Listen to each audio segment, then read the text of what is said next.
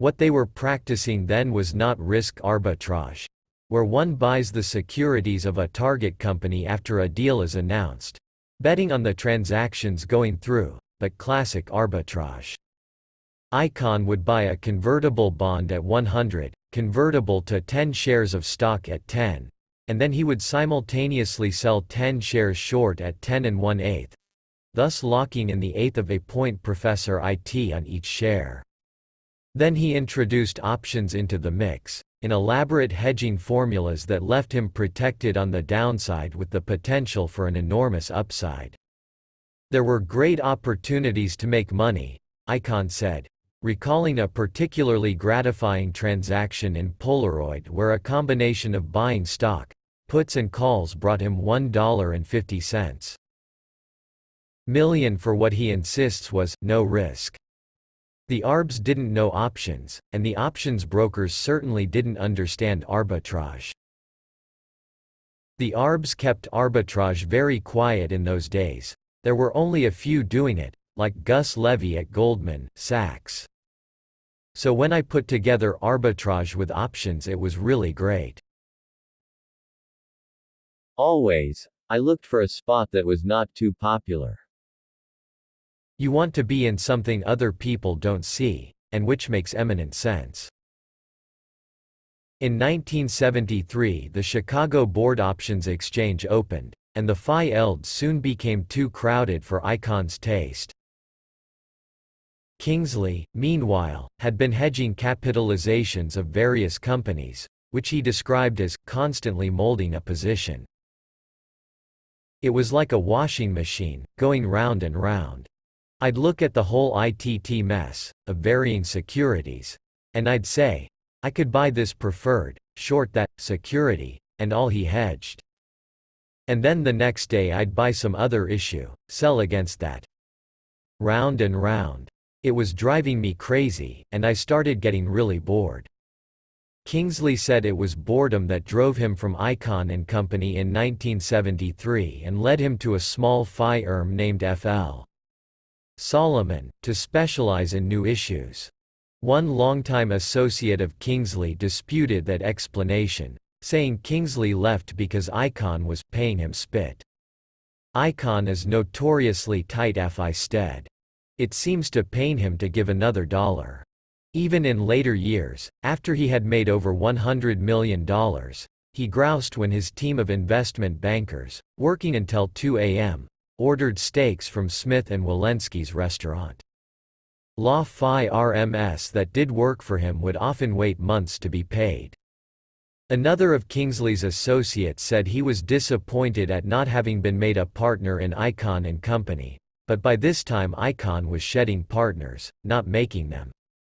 He was already notorious for his sudden rages, and for the abuse he heaped upon employees, minority partners, outside lawyers. No one was exempt. Kaminer left, then Goldsmith left, although he said Icahn offered to increase his equity share if he remained. Freilich was later reduced to his 1%. Even Schnall was relieved of his stake. Schnall had not been admitted to an exclusive beach club in Southampton, Long Island, and he decided to leave New York, changing his whole social circle, which summered in Southampton, and moved to New Canaan, Connecticut.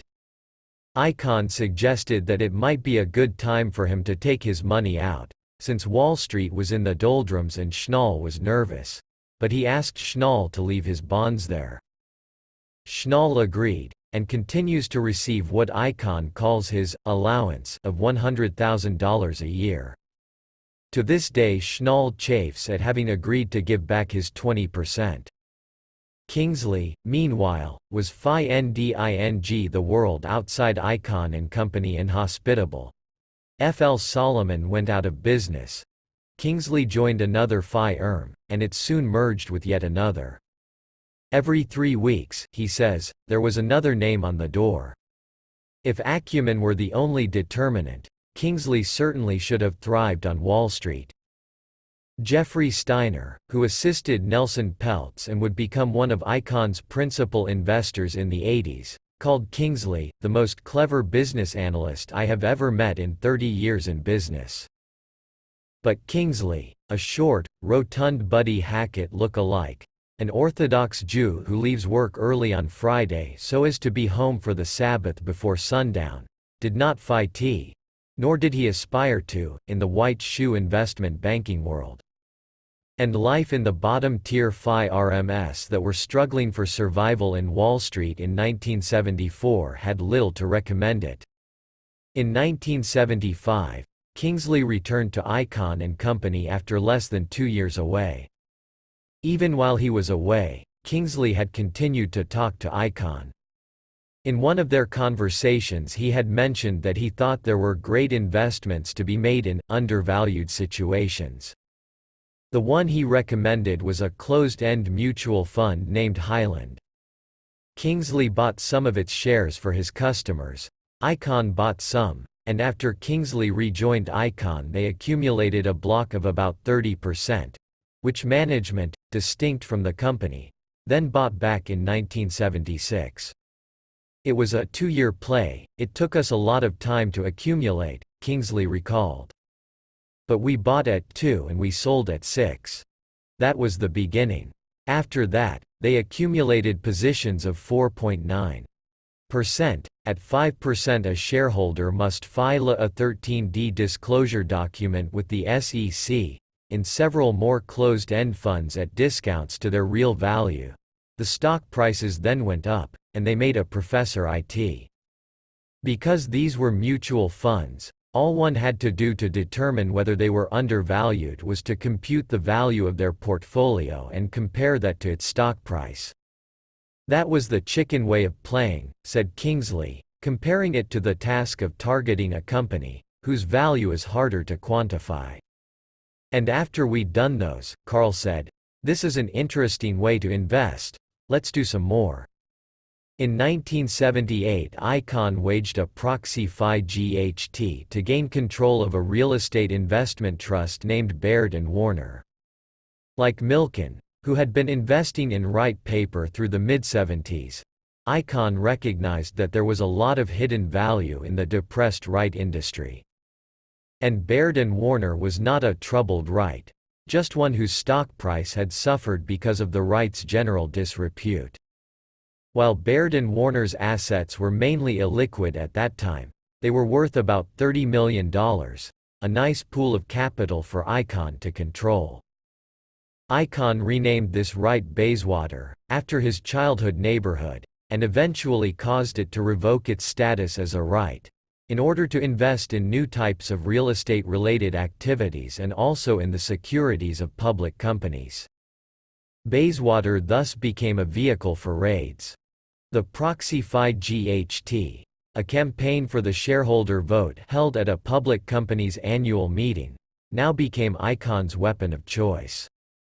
In the 1950s, proxy FI-GHTs had been waged by outsiders, such as Robert Young at New York Central Railroad, to persuade stockholders to throw out incumbent managements and install them instead. At that time, however, the advantage lay with the incumbents. As long as management was paying a dividend and was not tinged with scandal, stockholders would rarely vote for a raider. By 1979, the odds had changed.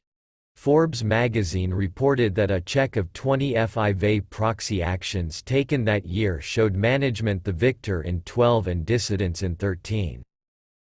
Icahn and others had started a new wave proxy FI-GHT, in which the aim was not so much to replace management, although Icahn had done this at Baird & Warner, as to attract the attention of third parties to an undervalued company.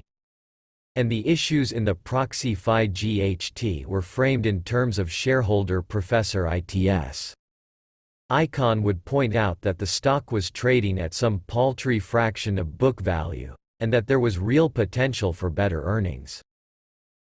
In 1979 Icahn won a proxy FI-GHT to gain board seats and then forced the sale of Tapan, the stove maker, whose stock was trading at around 8 and had a book value of over $20 a share, to AB Electrolux, a Swedish-owned home appliance manufacturer, at a price that gave Icahn a Professor IT of close to $3 million. Tapan worked like a charm for Carl, said his lawyer for that deal, Morris Orens of Olshan Grundmann and Frome. It clearly demonstrated that if you are right about the company's assets being undervalued, and the company wishes to put itself up for sale, there will be buyers out there. Icahn was ebullient. Discussing proxy-fied GHTS aimed at forcing a sellout, he told Forbes, "I think the risk-reward ratios there are a very exciting thing. Much better than arbitrage. It's the wave of the future." Icahn moved on to Saxon Industries, the copier company, where after threatening a proxy-fied GHT he sold back his 9.5% stake to the company at a premium over the market, making a $2 million Professor IT. It was his Phi RST public green mailing, selling back to a company at a higher price than was available to other shareholders. But the word, greenmail, had not yet been coined. The activity, which had been carried out by others such as Victor Posner and Saul Steinberg, was known as a buyback at a premium, or a bon voyage bonus. Now that Icahn was launched into this new game, it was time for him to divest himself of his last meaningful partner, Fred Sullivan. From now on he would accept investors in his deals, but would share equity with no one, except Freilich, with his 1%.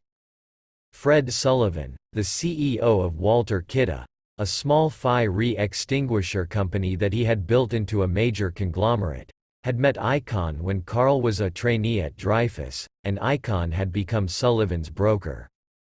In the early 70s, Kidde had invested in Icahn and Company and owned approximately 19%. "We sold back about 1 year after Tapan, at a Professor IT for Kidde shareholders," recalled Sullivan. Carl wanted to buy it back. Asked whether he felt he had any choice, Sullivan replied, "Well, he could have just put it, the Professor ITS, all in another entity if we had refused. Carl is very clever. And we decided not to test him." On Icahn's modus operandi in those early raids, Sullivan remarked, "Carl didn't have the money to finish the deal. He genuinely thought that the price of the stock was undervalued, and he genuinely thought that the values could be realized. He bought on that basis. It was only later, when greenmail started to be excoriated, that he defended it on the grounds that these companies were poorly managed. And when Icahn descended upon his adversaries, the chief executive officers of his target companies, he must have seemed like a nightmare come suddenly to life. After Saxon, Icahn's next target was the Hammermill Paper Company. "Here's this poor guy from Hammermill, Albert Duval, its CEO.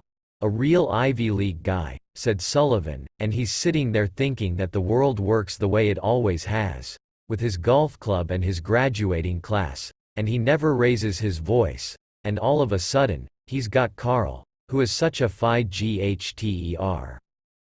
It's terrible. Carl was a scourge in those days. Carl is a dedicated capitalist. He is dedicated to amassing capital. He decided that he wanted to make money. Now, a lot of us made that decision, but few are as dedicated to it as Carl." 7 years after Icahn appeared on his threshold owning approximately 9% of the company's stock, Duval spoke of him with a bitterness which made it seem like yesterday. "I formed the opinion that this was not for us, in the Phi RST few minutes of my meeting with Carl," Duval declared. Asked what it was that was so quickly decisive, Duval replied, "He said he wanted to piece off the company. He said, 'I'm only in this for the money. I don't know anything about the paper business. I don't care anything about the paper business. All I care about is the money, and I want it quick.'" Duval added, however, that Icahn did not ask explicitly to be bought out. Had he done so, that could have hurt him later in a proxy contest, as the company could have used it against him to discredit all his claims of wanting to increase the company's value, and expose him instead as someone who had asked for greenmail. "Everyone knew who Carl Icahn was in those days," explained one securities lawyer. When you're a green mailer, you don't have to ask for green mail. He said he wanted to get on the board, Duval continued. He wanted to force it, the company, to a merger. He said repeatedly that he had no interest in the paper business. Well, everybody that worked there did. As far as we were concerned, the company had a future as well as a past and a present, but Carl just wanted to parcel it out as fast as he could. I'm sure if I had said, "Here's your money," at a price over market, he'd have taken it right then, Duval added. Instead, Duval, with the help of takeover lawyer Joe Flom from Skadden, Arps, instituted anti-takeover measures, mounted his own proxy campaign, and sued Icahn, charging him with disclosure violations and fraud. Icahn Phi led a counterclaim, alleging violations in Hammermill's solicitation of proxies. One of Duval's lawyers said, Duval called Icahn's bluff. He said, "I'm not putting you on the board. I'm not buying you out. I'm not selling the company right now." Icahn was a known quantity at that point. He was someone who had about 10 to 20 million at his disposal. You didn't have to worry that he'd make a tender offer for the company, he didn't have the money. At 10 or 11% of the company's stock, he was tapped out. One of Icahn's lawyers conference IRMED that Icahn was stretched to his limit in each of these early deals. He was really a gambler, everything he had was in each of these deals. Each one got bigger, because he would plow the Professor ITS from the one before back in. And the leverage was enormous, so a loss would have been devastating. Icahn narrowly lost the Hammermill proxy contest. To make matters worse, it was discovered that he had voted about 70,000 shares that he had borrowed, and then returned, after voting day. Icahn's defense was that he had been buying stock through the days just preceding the election and was afraid that not all of it would clear in time for him to vote it, so he had borrowed some in order to be sure he had the full voting benefit of what he owned. Duval met Icahn in a hotel room in Erie, Pennsylvania, where Hammermill is located, not long after the voting of the borrowed shares had been discovered. Icahn had lost the contest. The company was not offering to buy him out at a premium, but he was sitting there with close to 10% of the company's stock, and settlement talks were at an impasse. I used a lot of vulgar language, Duval recalled. I said, "You're the damnedest liar and cheat I know. We're going to take out a full-page ad in the Wall Street Journal and the New York Times that says, 'Icahn cheats.'" I walked to the elevator, and he followed me and said, "Please, come back, we'll talk." Duval is convinced that it was that meeting, and that threat, that broke the impasse, since not long after that, at the end of July 1980, they were finally able to reach settlement terms. For the next year, Icahn was prohibited from engaging in a proxy contest with Hammermill, and he granted Hammermill a right of FI-RST refusal on the shares owned by the Icahn Group. Hammermill paid Icahn $750,000 for his expenses. Through the next year, Icahn mounted no raids. According to one former insider, he was stymied because most of his capital was tied up. He and his investors had invested about $10.60 million in Hammermill stock. Then, when the standstill expired after a year, Hammermill bought him out at a premium. The price of the stock had risen considerably in the past year. Icahn made a Professor IT of about $9 million over his initial investment.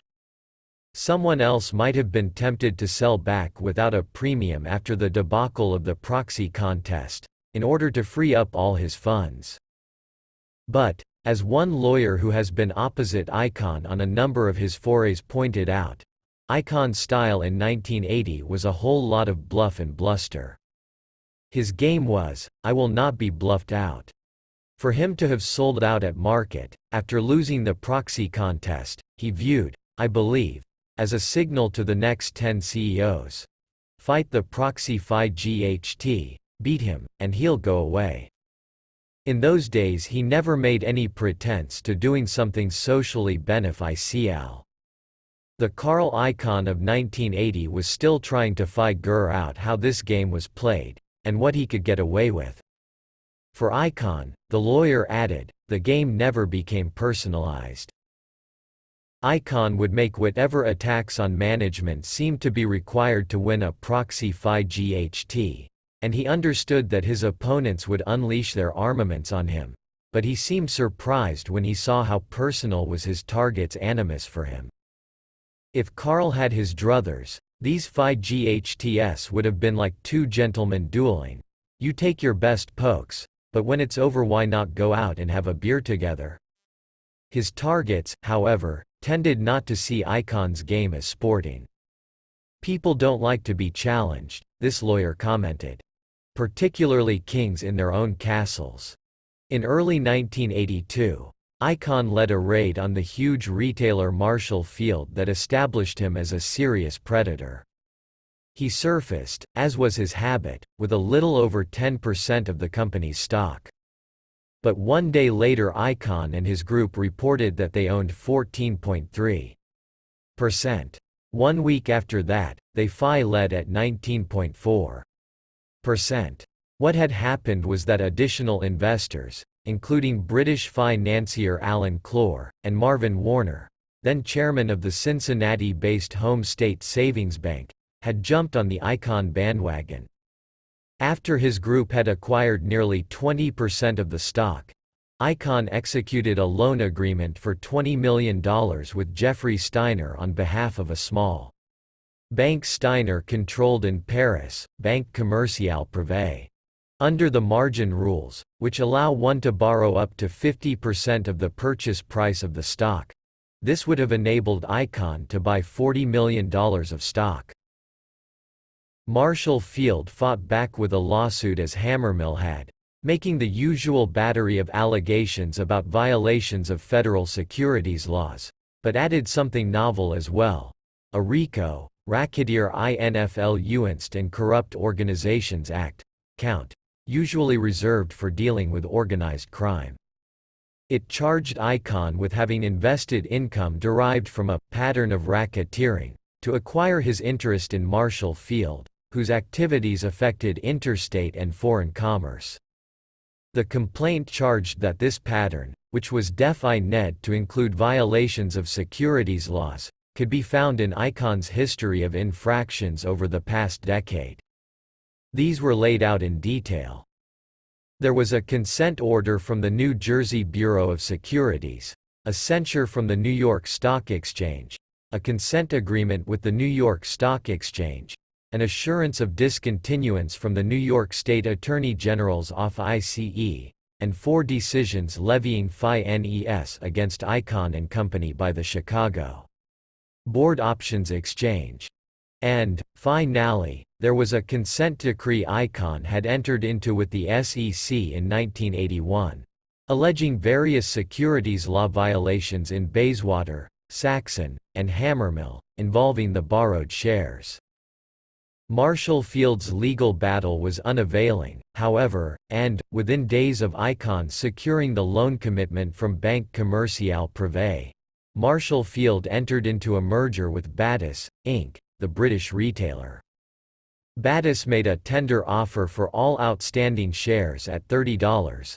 Icahn's average cost per share was about $17. The aggregate cost of all shares purchased by the Icahn Group was nearly $70 million, and Icahn had still not been tapped out. The bank loan of $20 million had never been taken down. With over $100 million of buying power now at his disposal, Icahn was a more fearsome predator than he had been before. The business establishment took note. One close associate of Icahn recalled that Lawrence Tisch, chairman of Lowe's and now of CBS Inc., said to him, "Tell Carl to cut this out. It's not good for the Jews." For Icahn, the deal had many satisfactions, and one was the settling of an old score. Back in 1978, when Icahn was just an arbitrager, betting from the sidelines, Marshall Field had made such a successful anti-takeover maneuver that Carter Hawley Hale dropped its hostile bid for the retailer, causing the price of Marshall Field stock to plummet. Icahn had lost $100,000 in one day. As much of a triumph as the Marshall Field raid was for Icahn, it soured him once and for all on having anything but passive limited partners. Before, he had formed limited partnerships of investors, college friends, his uncle, Schnall, his landlord at 42 Broadway, real estate magnate Zev Wolfson. Some entered these partnerships for as little as $50,000, and Icahn charged a management fee of 20%. The partners had no say in the decisions Icahn made. But in Marshall Field, for the Phi Rst time, he had formed a group with individuals who were more than passive. A Netherlands Antilles corporation called Pickera Valley, controlled by Alexander Gorin, Philip Sassauer and Lawrence Schneider, the same trio who had bought Flagstaff from Nelson Peltz in the late 70s. They had introduced Icahn to Steiner, shortly before this raid. When it was over, Icahn decided that in the future he would always insist upon having complete control and would never accept a partner who would not cede it to him. Neither Sassauer, Gorin nor Schneider has invested with him again. Steiner, however, became Icahn's most constant and largest investor. He says he has no problem with Icahn's autonomy. In this type of business, you can't be in a position where you have to get approval, Steiner declared. There has to be a captain. Carl is the captain. The key to these operations is being in control. After Marshall Field, the tempo of Icahn's raids quickened.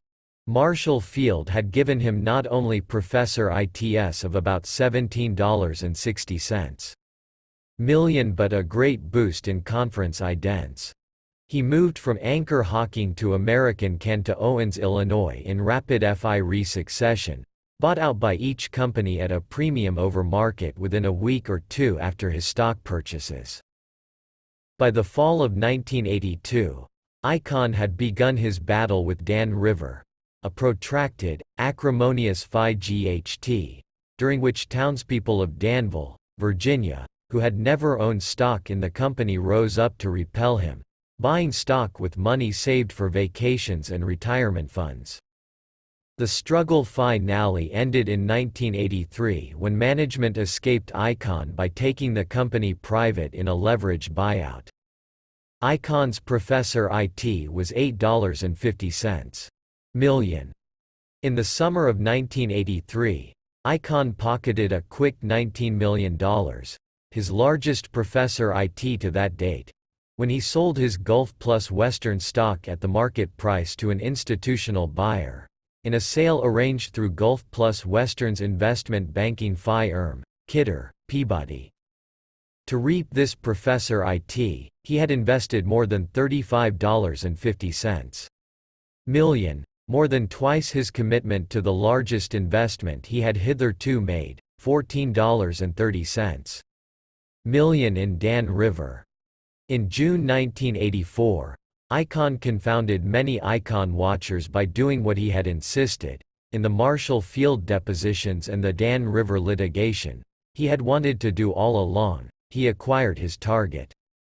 He could have sold his stock in a railcar leasing company, ACF, to the company in a management-led buyout and made a handsome Professor IT, but chose to top the bid and take the company, for $410 million. National Westminster Bank USA, which had extended a $20 million loan commitment to an Icahn raid in late 1981, now was the lead bank in loans that totaled $225 million. The rest of the purchase price came from the sale of a major division of ACF just before the acquisition, in what was a highly unusual maneuver, and the post-acquisition sale of another division.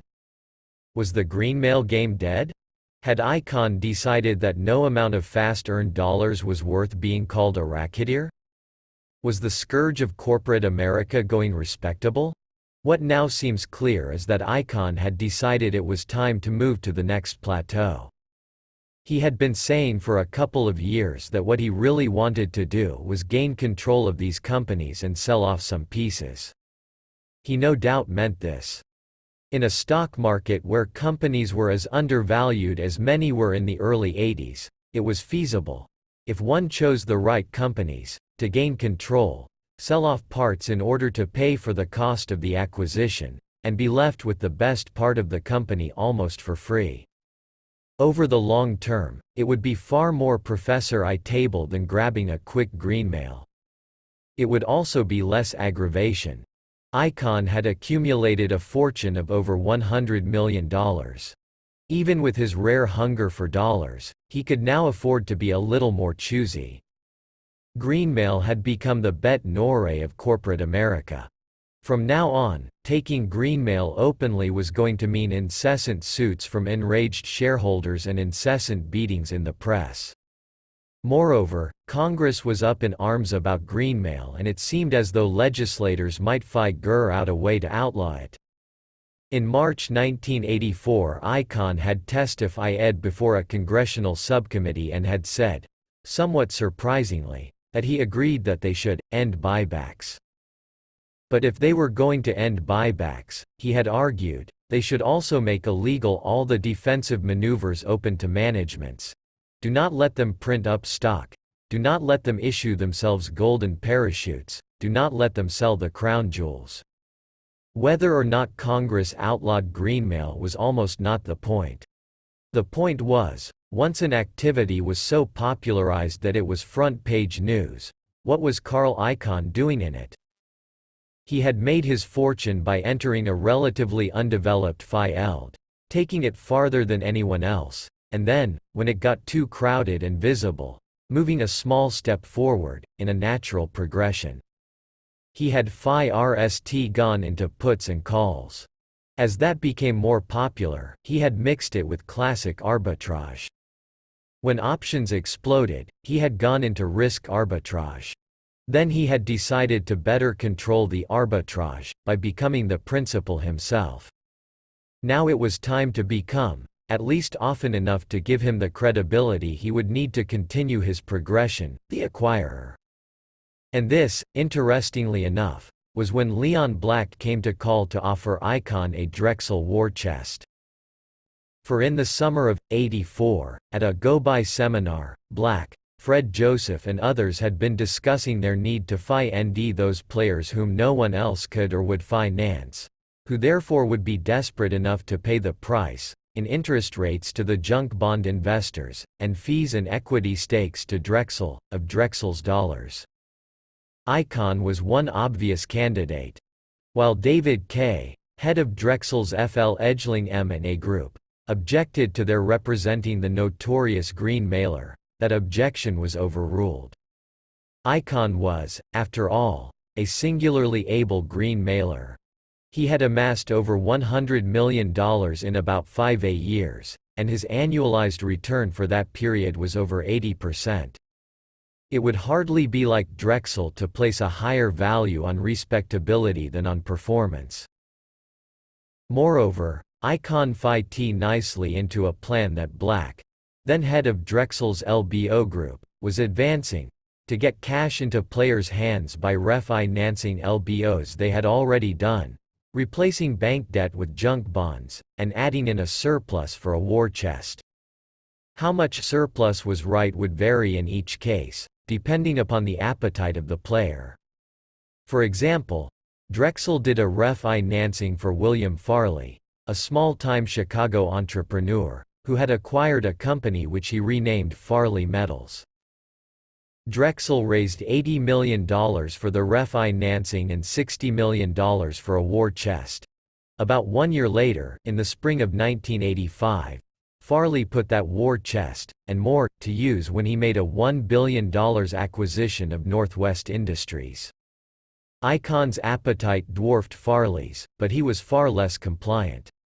Farley gave Drexel 5% of equity in Farley Metals and accepted a Drexel-designated director, Leon Black, on the board.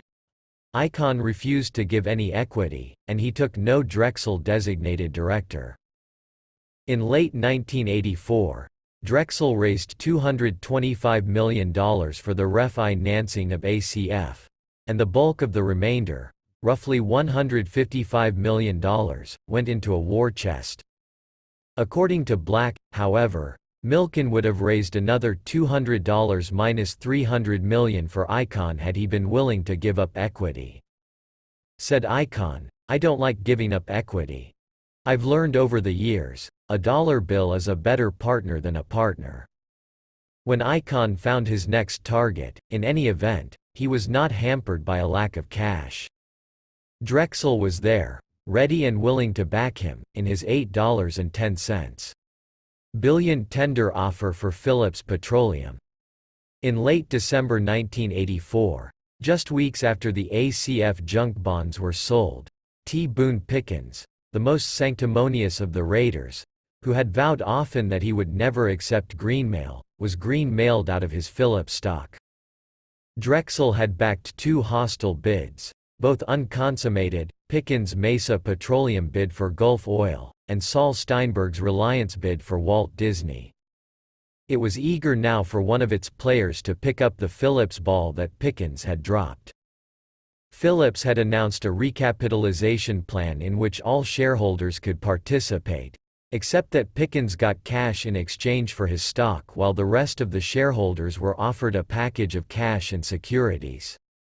The buzz on the street was that the Phillips recapitalization plan was much too low, and that the situation was therefore ripe for another bidder. We decided that since a lot of our clients, Ivan Boesky, Irwin Jacobs, Carl Icahn, were rumored to be holding big positions in Phillips stock, we should try to interest someone in doing the transaction, Drexel investment banker John Sort recalled. But it had to be someone not wanting greenmail. We'd now used the high-yield weapon twice, in Gulf and then in Disney, where Steinberg took greenmail. And we decided we shouldn't be using this weapon for greenmail. Too much criticism. Drexel tried to interest companies they thought might be bona fide acquirers of Phillips. Pennzoil, which had recently lost Getty Oil to Texaco, was one. David Kay thought Pennzoil was a natural, said Sort, but I'm not sure they ever returned his phone call. David Kay and others in M&A did lots of cold calls. In the end, the only interest that Drexel was able to stir was Icon's. Flush with his ACF war chest, Icahn had begun buying Phillips stock in late December, 2 days after the company's announcement of its recapitalization plan and its buyout of Pickens. In February 1985 he decided to wage a proxy fight GHT to defeat Phillips' recapitalization plan, which was to be voted on at an annual shareholders meeting on February 22. He hired another Wall Street firm, Donaldson, Lufkin and Jenrette, Inc., for the proxy solicitation. The open question was whether Icahn would accompany his proxy fight GHT with a tender offer. In the past he had preferred to combine the two, because used in concert they put far more pressure on the target. But a tender for Phillips would be exponentially greater than any that he, or, for that matter, Drexel, had done before. The junk bond financed hostile takeover was so nascent that there was no blueprint. In Mesa's run at Gulf, before there was any public announcement of an offer, Milken and his troops had obtained commitments for about $2.20 billion from their network of bond buyers. Drexel had circulated not the commitment letters that later became boilerplate, but thick securities purchase agreements, which were haggled over endlessly by Drexel and the prospective purchasers' lawyers. Those who were thus solicited became insiders and were prohibited from either trading in Gulf stock or divulging the information. But word did leak out, or some of those solicited bought stock, and the stock price traded up so rapidly that the deal became too expensive for Pickens to make the tender offer.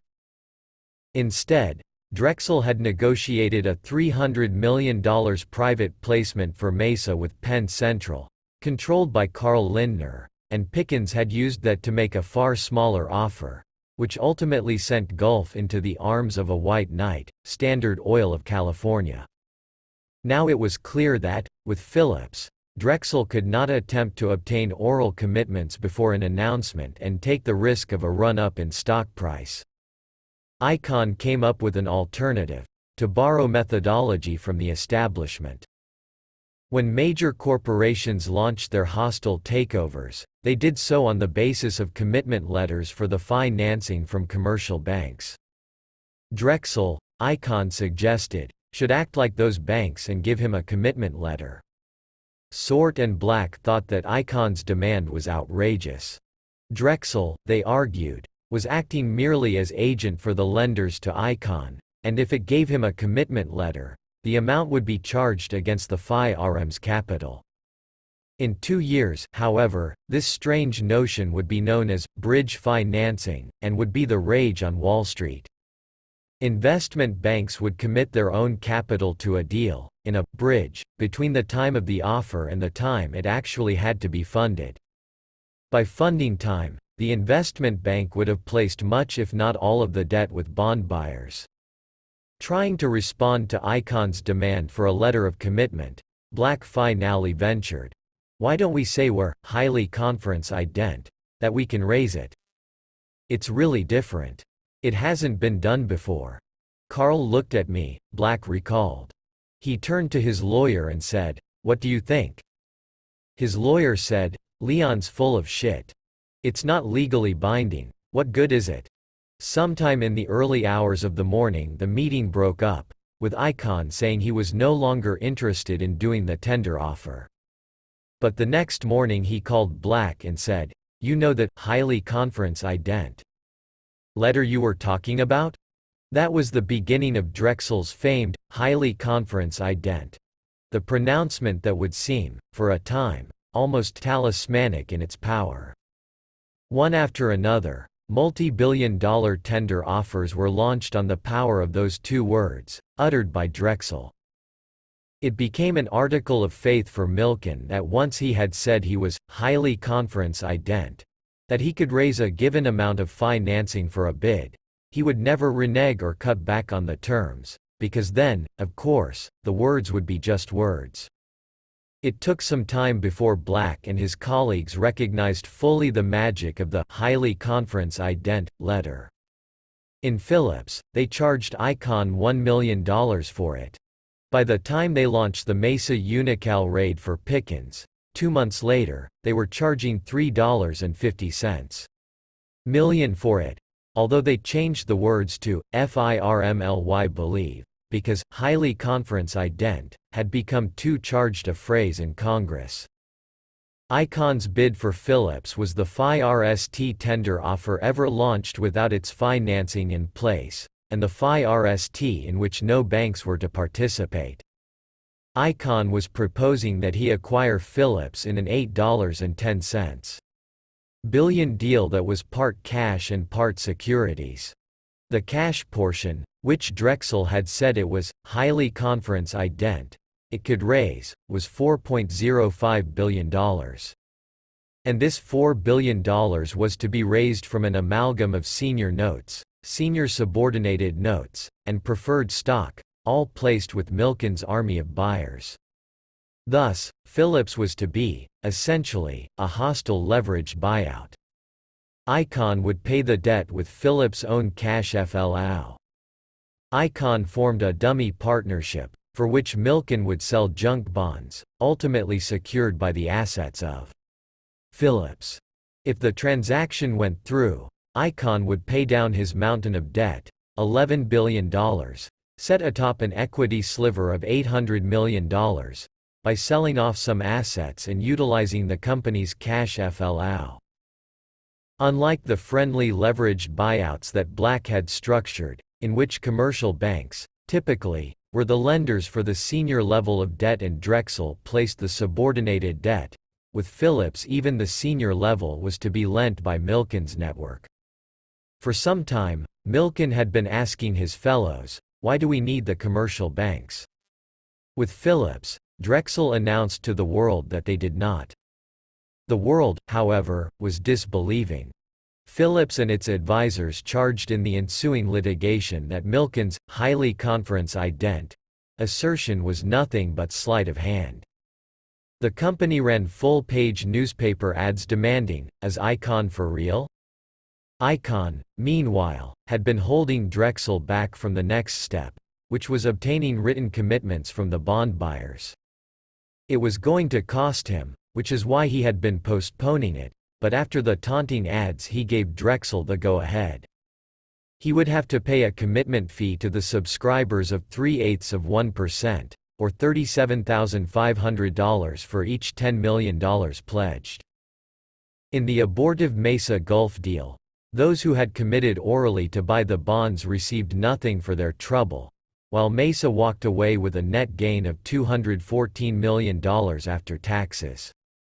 Milken had realized then that his customers would have to be paid to play in the future. If Drexel raised these commitments and the deal did not go through, Icahn would have to pay Drexel 1/8% of all the commitments obtained.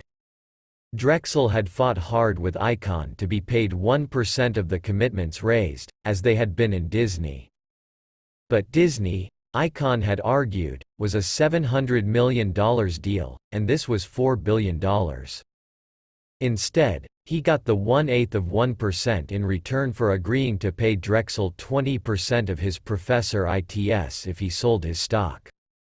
This Professor IT sharing would become boilerplate in future Drexel-backed raids. With all these hefty surcharges, therefore, Icahn did not want to raise the entire $4 billion, and with the vote on management's recapitalization plan just a week away, it was unlikely, anyhow, that Milken could raise the $4 billion in time. According to Black, Milken was pressing Icahn to let him raise $2 billion, but Icahn drew the line at $1.50 billion. In 48 hours, it was done. Sort commented, "Lots of the buyers now were the same ones that we'd lined up 1 year before in Mesa Gulf, when they obtained $2.20 billion in oral commitments. And we kept a lot of our powder dry. For example, we didn't put in the S&Ls, even though we had lots of them. We realized that if we started having lots of S&Ls in hostile deals, we would jeopardize their ability to be in any, because of the growing concern in Congress about junk bonds and thrifts investments in them. And a lot of our big buyers weren't there. Executive Life wasn't there. Columbia S&L wasn't there. Carl Lindner wasn't there. We wanted people to think we were not stretched. Some of the faithful, of course, were there. Meshulam Riklis, Shenley Industries, came in for $25 million. Nelson Peltz, Triangle Industries, $20 million. David Solomon, Solomon Asset Management, $50 million. And Steve Wynn, Golden Nugget, $40 million. The biggest pieces were taken by the Beltzbergs, Charles Knapp and Atlantic Capital. The Beltzbergs, through 3 of the entities they controlled, First City Properties, First City Financial and Far West Financial Services, weighed in for $287.50 million. Knapp, through Trafalgar Holdings, signed up for $100 million. Since Milken had not raised that mythical $1 billion for Trafalgar, it seems highly unlikely that Knapp had $100 million to contribute to anything at this point. More likely, this was a way for his air fund to earn a commitment fee of $375,000. 2 months later, Knapp would commit $15 million to the Peltz and May Triangle National Can deal, and then back out. And, finally, Atlantic Capital, which appeared on the list submitted to the SEC under a disguised name, Worldwide Trading Services, came in for $100 million, taking $50 million in preferred stock, which was the biggest chunk of preferred by far. It seems unlikely that Icahn intended to take the company. One of his advisors recalled the night when Icahn was told that the proxy solicitation was going well and that he might well win the company. His attitude was, "Holy shit. And we sat him down and started to tell him about an oil company. You know, holes in the ground that are called wells. Carl is a very smart man, but he didn't know a helluva lot about the oil business. In the end, Icahn won his proxy contest. Phillips had instituted a poison pill, the defense mechanism created by takeover lawyer Martin Lipton, which is triggered by a would-be acquirers buying a certain percentage of the target's stock and gives shareholders such extravagant rights that the company is rendered far less desirable. Designed to protect the company from being taken over by Icahn or any other bidder, so the recapitalization plan would seem to have been the shareholders' most attractive option. But in a dramatic display of new shareholder activism, shareholders voted down the recap plan. Then the company sweetened the plan, and Icahn decided to sell his stock and move on. He had invested about $175 million in Phillips stock, mainly with his war chest money from Drexel's refinancing of ACF. And now his trading professor ITS on the 10-week deal were $52.50 million, more than twice what he had ever made in a deal before. Icahn did not retreat from the Phi Eldav battle without a long night of haggling, however. He had declared publicly that he would not take greenmail. But expenses were something else. Phillips was prepared to pay him $25 million. Icahn insisted that his expenses were $27 million. One advisor in this deal insisted that even the $25 million was a Professor IT making, not break-even, deal for Icahn. Hours went by. The other side did not budge. In the end he gave in because the Phillips people dug in their heels, said Anthony James, of Donaldson, Lufkin and Jenrette. The Phillips board had authorized a maximum of $25 million, and they weren't going to meet again. So it was take it or leave it. That's the only way to deal with Carl. You have to cut off your avenues of retreat. Otherwise, he'll just keep nibbling away at you. Carl will fight GHT endlessly for the last million, the last $500,000. He will fight GHT for the last penny. While Icahn prides himself, as he so often says, on being a man of my word, James, who has also been opposite Icahn in deals, counters that Icahn is a man of his word, in a sense. With Carl, the deal's never over till it's over, till you have negotiated every possible last detail. We have corporate clients who, once you've agreed with them on the major piece of a deal, will bend over backwards to be fair, to drive the other 10 unnegotiated pieces together so that the deal happens. Carl would take every one of those 10 things and use them to negotiate every last advantage. Icahn, said James, is different from most people who care about how they appear, and therefore feel certain restrictions on their conduct. Carl is not impeded that way. He is guided only by what is in his economic interest, and so he's been a lot more successful than most. Phillips was Drexel's gala coming out, the $1.50 billion bash that proclaimed to corporate America and its investment bankers that Drexel had come of age. For Icahn, the fated raider, who heretofore had made his idiosyncratic ascent in measured, self-propelled steps, it was a giant, almost magical, step up. After Phillips, however, Icahn went his own way. Unlike Peltz, who, once Milken had enthroned him at national can, made no meaningful move in the M&A world that was not orchestrated by his benefactor, Icahn continued to do what he had always done: choose his targets with Kingsley, move against them on his own. But by mid-1985 Drexel had become so ubiquitous in the M&A world that wherever Icahn turned, Drexel showed up, too. Sometimes Icahn and Drexel, although independent, seemed to complement each other. For example, in April 1985, Icahn, who had accumulated a 10% position in Uniroyal, threatened a takeover. The company's management then took it private in a leveraged buyout, financed by Drexel. And Peltz, with Milken's help, would later acquire the core chemical business of Uniroyal. But in TWA, Icahn and Drexel found themselves at odds. TWA was a Drexel client, albeit a far more prosaic and less important one than Icahn. Drexel had raised $100 million in financing for the airline in 1984. When TWA executives learned in mid-April that Icahn was accumulating the company's stock, therefore, the first thing they did was seek Drexel's protection, exhorting Fred Joseph to persuade Icahn to retreat. It was in fact Drexel's policy, known as the Joseph Doctrine, never to assist an aggressor client in depredations against another client, but to go to the defense of the victim. The necessity for that policy is self-evident, according to Leon Black.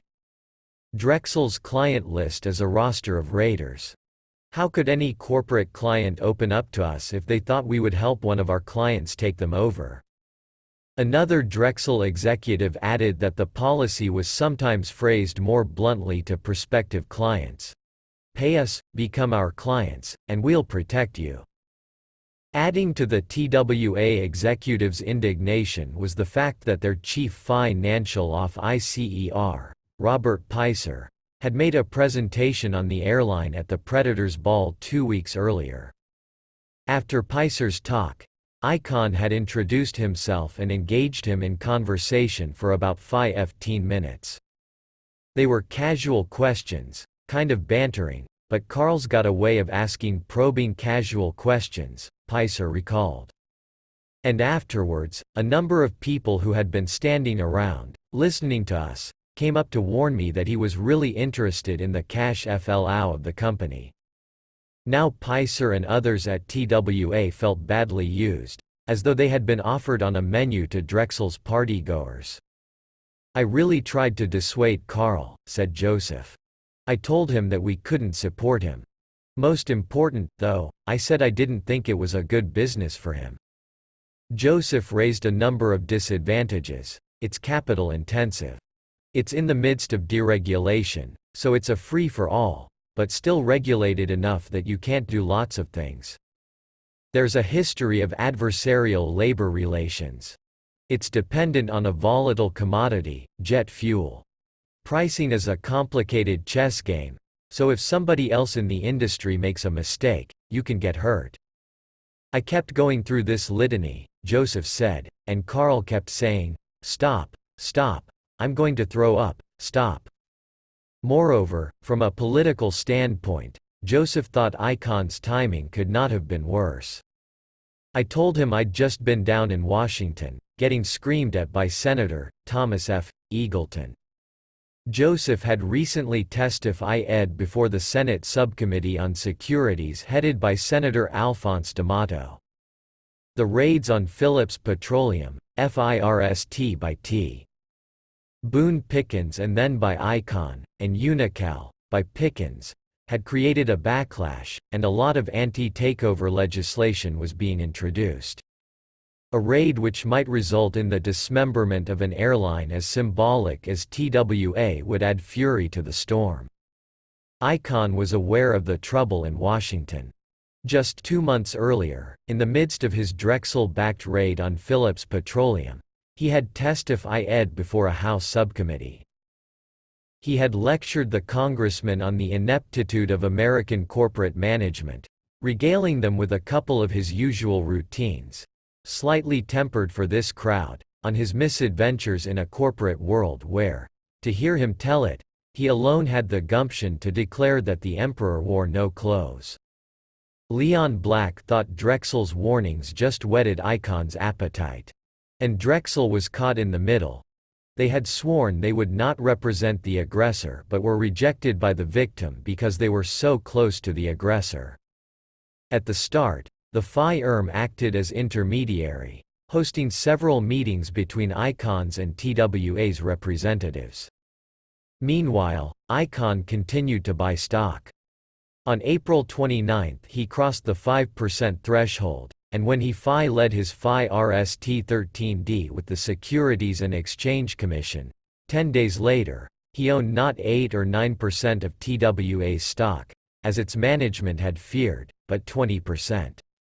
In the beginning, the directors, managers and rank-and-file employees of TWA viewed Icahn much as his other targets had, as a pariah. TWA led the usual battery of lawsuits, seeking an injunction against Icahn's buying any more TWA stock or commencing a tender offer or a proxy GHT. The airline petitioned the U.S. Department of Transportation to investigate whether Icahn was FI-T to run an air carrier. It encouraged the unions to mobilize against Icahn. Employees lobbied legislators and wore "Stop Carl Icahn" buttons. TWA solicited help from Congress. And in a congressional hearing in early June, 1 month after Icahn had surfaced with 20% of the company, the president of TWA, C.E. Meyer, Jr., called him one of the greediest men on earth. Icahn also testified at that hearing, and he revealed a fine appreciation of his own abilities, a conference idents perhaps born of the fact that to this time he had suffered no major loss. Asked by one member of the congressional panel why he had chosen TWA as a target, Icahn responded, "Do you ask Willie Mays why he jumped a certain way for a ball? Or do you ask McEnroe why he holds the racket a certain way?" In fact, Icahn and Kingsley had been lured to the airline in large measure by what they read as its ample cash flow, the Raiders' lodestone. TWA was basically breaking even, but it had, according to Icahn's calculations, about $200 million in depreciation. In the Drexel-hosted meetings with Meyer, CFO Robert Peiser and other TWA executives, Icahn had talked a great deal about the airline's cash flow. Meyer had argued that it was unpredictable, because in the crisis-ridden airline business, vulnerable to strikes and to terrorist attacks which halted tourism, it could disappear overnight. Icahn was unimpressed. But on another point he was persuaded. He had had a tentative plan to partially liquidate the airline, discontinuing domestic routes and selling planes. But in the course of these meetings the TWA officials convinced him that that liquidation plan was not viable. In an evidentiary hearing before U.S. District Judge John Cannella, Icahn testified to having been so persuaded. "I go by instinct," he said, explaining this sudden sea change in the middle of a deal in which he had reportedly already invested over $100 million. He emphasized that, in fact, he preferred a course that did not require selling off major assets. "I was never in love with liquidating a lot of planes," he testified. "I don't want to get the image of a liquidator." So the plan changed, but the newly image-conscious Icahn was seemingly undeterred. Judge Cannella found him credible and denied TWA's request for a temporary restraining order against Icahn, which would have stymied him. He continued to accumulate stock. After Cannella's decision, the directors of TWA decided that the company had to be put up for sale. Though Resorts International showed some interest, in the end the only clearly committed white knight was Frank Lorenzo of Texas Air. Frank Lorenzo, who had started his career as a financial analyst at TWA, had bootstrapped himself into the aviation business by taking over the ailing Texas International Airlines in 1972. He had long harbored an ambition to own TWA. If he added TWA to Continental and New York Air, both owned by Texas Air, the market share of those three carriers would be second only to United Airlines. Lorenzo was represented by Drexel. TWA had hired Solomon Brothers, not Drexel, because the TWA directors did not trust Drexel. And while Kidder, Peabody had been Texas Air's traditional investment banker in this transaction, which would be essentially a leveraged buyout, with the financing of about $750 million raised largely from the sale of junk bonds, only Drexel could place the debt. The Drexel investment banker working for Lorenzo was Leon Black. Black and Icahn had become such good friends during the course of their ACF-financing negotiations and then the Phillips campaign that, from the start of this transaction, Lorenzo and some TWA advisors were uneasy about the relationship. One night in mid-June, Icahn, Black and other Lorenzo advisors, and a host of lawyers and investment bankers for TWA held an all-night meeting to structure a three-way peace. Icahn would sell his stock into the Texas Air Trois merger, making a Professor IT of roughly $79 million, and would also receive an additional package of about $16 million. This was not to be greenmail. Icahn did not want greenmail anymore, but he did want money, so this was a package of expenses and other benefits.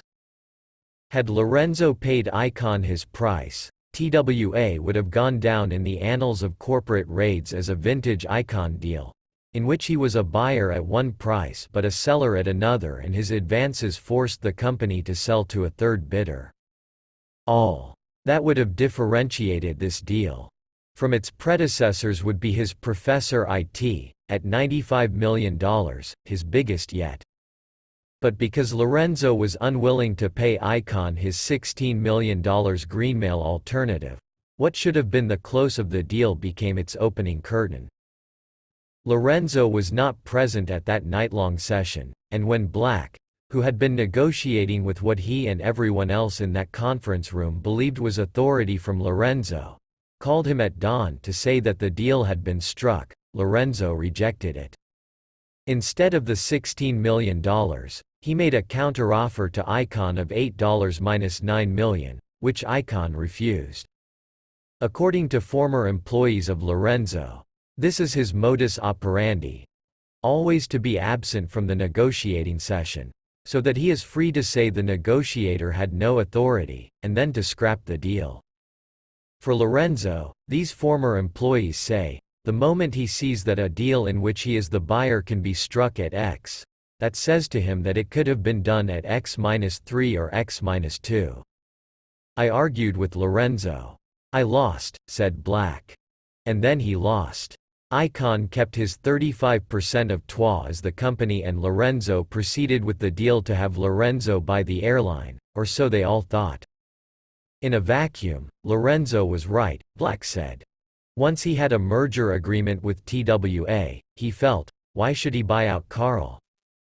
Carl didn't know the airline industry. You had to conceive of Carl galvanizing the unions and taking it away. And at that moment no one could have. On the other hand, my feeling was that we weren't talking about a lot of money, the $16 million package. When you have a 35% holder who has proven in the past to be a dangerous adversary, why not take out an insurance policy?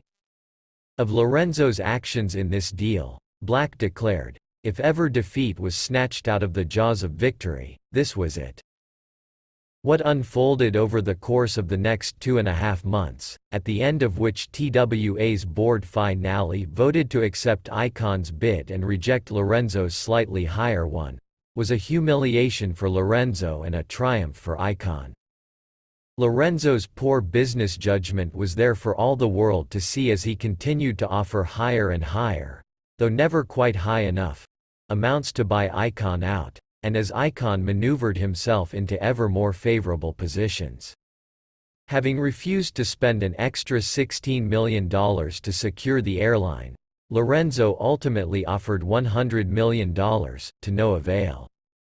And while Lorenzo reneged on a handshake deal and breached an unwritten agreement, Icahn conducted himself so that he was able to proclaim later that he had been a man of my word, and everyone in this particular deal, at least, concurred. Icahn's transformation from hated pariah to a kind of secondary white knight, offering the unions an escape from Lorenzo, after Lorenzo had given TWA an escape from him, was made possible by virtue of one fact. To the unions, Lorenzo was evil incarnate. In 1983 he had sought protection under Chapter 11 for Continental Airlines, abrogated its union contracts and cut wages in half.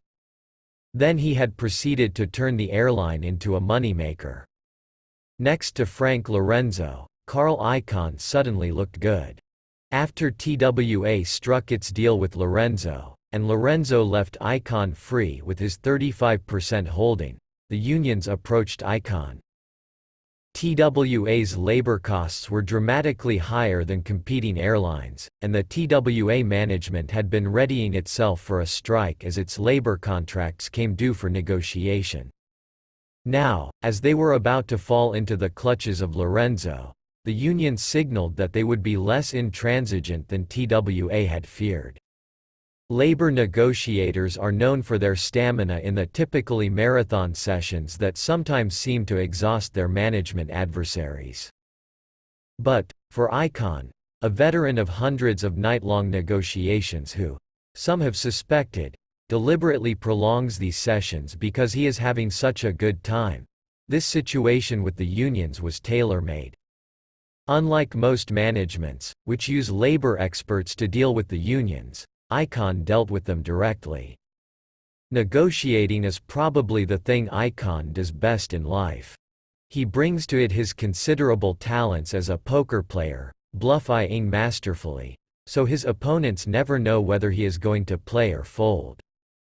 He sketches so many options, and so many variations, or hedgings, on those options, that his adversaries often feel they are lost in a maze. The positions he takes are in such flux that for his adversary to try to challenge or attack them is, as one recalls, like wrestling with a ghost. And he keeps constant vigil over his own vulnerability. As one individual who has dealt with Icahn says, he is so paranoid, always looking over his shoulder and behind every door, constantly thinking everyone is screwing him. As a result, Carl gets few surprises. By early August, Icahn had exploited his talents as a negotiator and the union's distrust of Lorenzo to reach an agreement with not only the pilots' union but also the union representing the machinists, a tough, headstrong and volatile group, who were lower paid than the pilots and thus had less to give away. It amazed TWA management and their advisors that Icahn had been able to extract his desired concessions out of the machinists. But there it was. In return for Professor IT sharing in stock ownership, Icahn had wrung concessions from the two unions, though not from the FLIT attendants, concessions that would eventually turn the airline from breaking even to $300 million in Professor IT's. Having made his deal with the unions, Icahn could now top Lorenzo's bid. Lorenzo, aware that the airline was slipping from his grasp, raised his bid, and also brought in Martin Siegel of Kidder, Peabody to advise him. Kidder had been his traditional investment banking firm, and he had worked with Siegel before. In the last 5 years, moreover, the bright, flashy good-looking Siegel had become one of the stars of the takeover Eld. According to two Lorenzo advisors, Lorenzo turned to Siegel as his distrust of Drexel, particularly of Black, became overwhelming. He would keep Drexel in the picture as his money raiser, he had no choice, but in the 9th inning he was desperate for Drexel-free advice. By this time, in the late summer of 1985, it was not easy to escape the Drexel presence. Unbeknownst to Lorenzo, Siegel had, since June, been deep in discussions with Fred Joseph about moving to Drexel. Siegel, of course, was the recruitment assignment Joseph had taken after the Cavas go-by session 3 years earlier. It was only in the last 6 months, since Drexel entered and transformed the M&A world, that long-ago goal had become something more than a pipe dream. Siegel had been in another deal with Drexel recently. In the Storer Communications buyout, he had represented Kohlberg Kravis Roberts, KKR, the premier LBO firm. And now he was in TWA. As Siegel said later, he had watched as his peers at Drexel made 5 times what he was making in these deals, and he was not used to being the margarine spread. Moreover, in Storer, KKR had beaten out a rival bidder because Milken could raise $1.466 billion in 2 days. Black was the Drexel investment banker on that deal, and he had courted Siegel assiduously. It made Siegel think more seriously about what it would mean to work for a firm with that kind of muscle. He was tempted. He knew he could multiply his income if he went to Drexel. His father had gone bankrupt at 45, and Siegel believed that this had planted in him a powerful longing for utter financial independence, what he thought of as, "fuck you, money." But he was still not sure that the Drexel lucre was worth the taint. Henry Kravis, of Kohlberg Kravis, one of his best friends, had advised him against doing it, for that reason.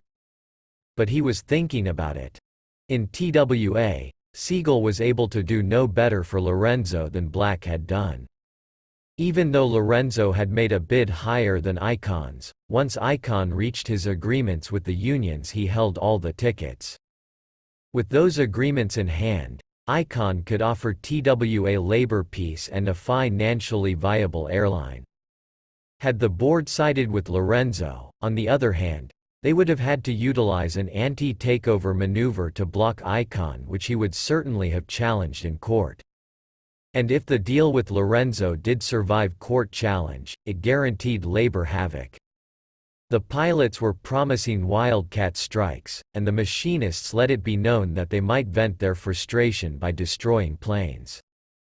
So Icon emerged the unlikely hero. "We got ourselves an airline."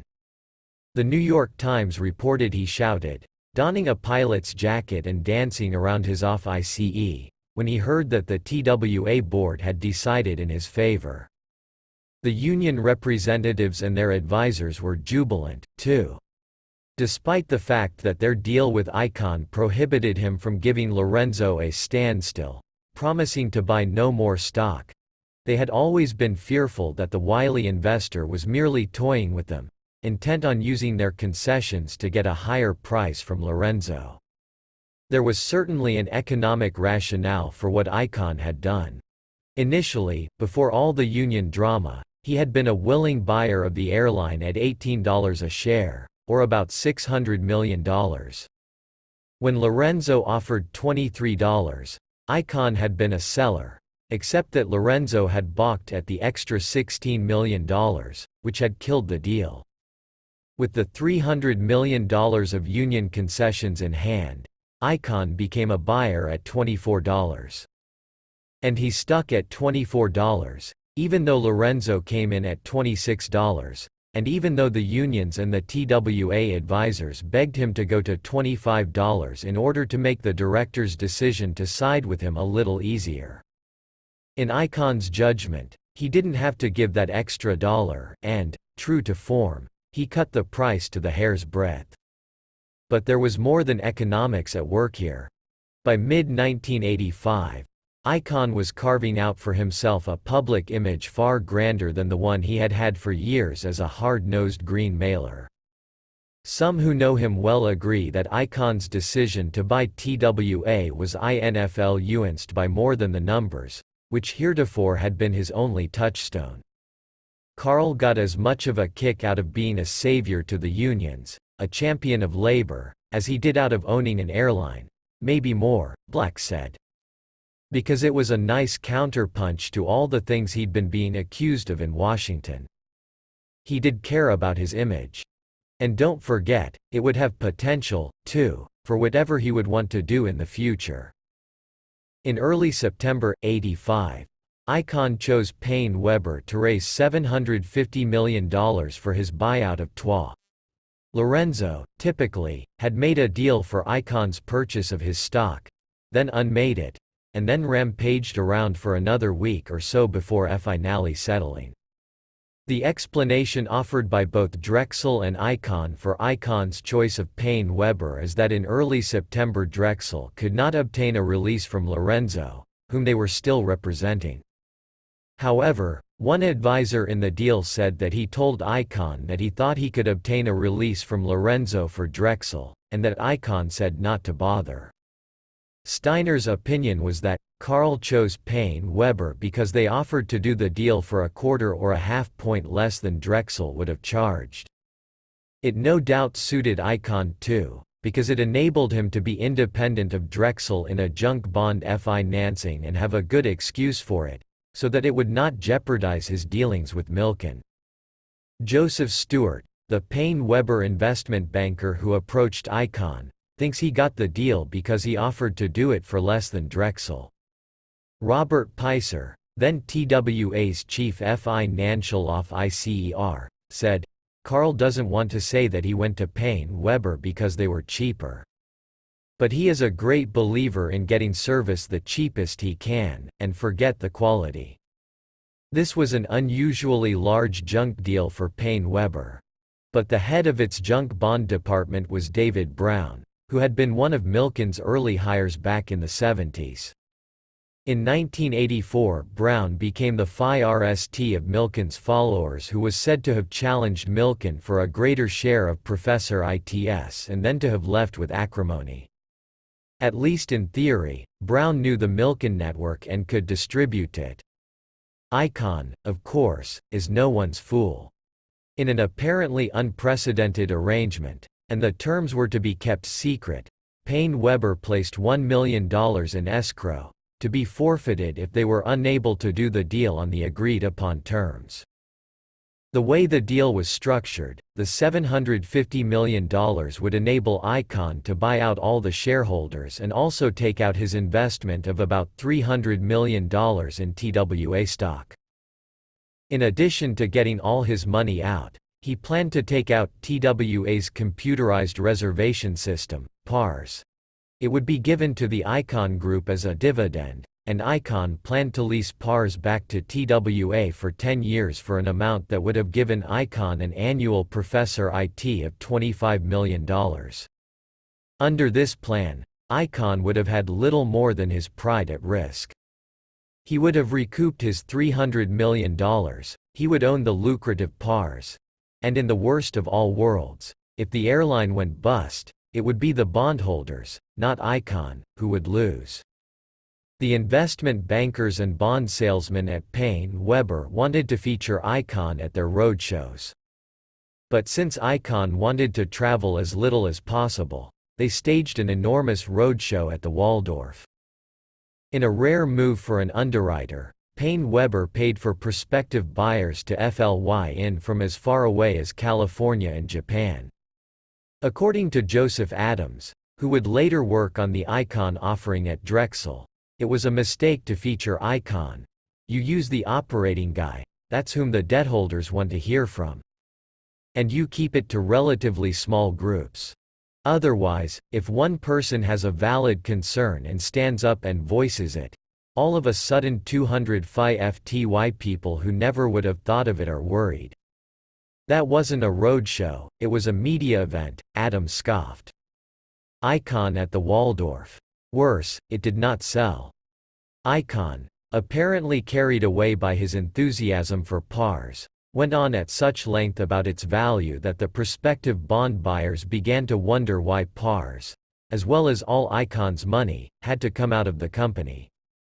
In October, Stewart told Icahn that he had placed about $660 million of the $750 million of debt, but in order to place the rest PARS would have to be left in TWA. Steiner says that Payne Weber asked him to place some of the junk bonds in Europe, and he asked Icahn whether he should. Carl said, "They are not going to get the deal done. It is a waste of time. Forget it," Steiner recalled. Now Black returned to the scene, telling Icahn that Milken not only would raise the $750 million with PARS out of the company, but would raise another $500 million war chest, or blind pool, in the company in which PARS would be placed. Bond buyers who liked the airline could buy its debt. Those who were enamored of PARS could buy that company's debt. Others could mix the two. The company that would be formed to receive PARS, and the $500 million, would be called Mandrake, as in The Magician. About Payne Weber's failure, Mark Schenkman of Schenkman Capital Management, Inc., one of Milken's early converts to the junk fold, said, "They just didn't have the placement power to do it."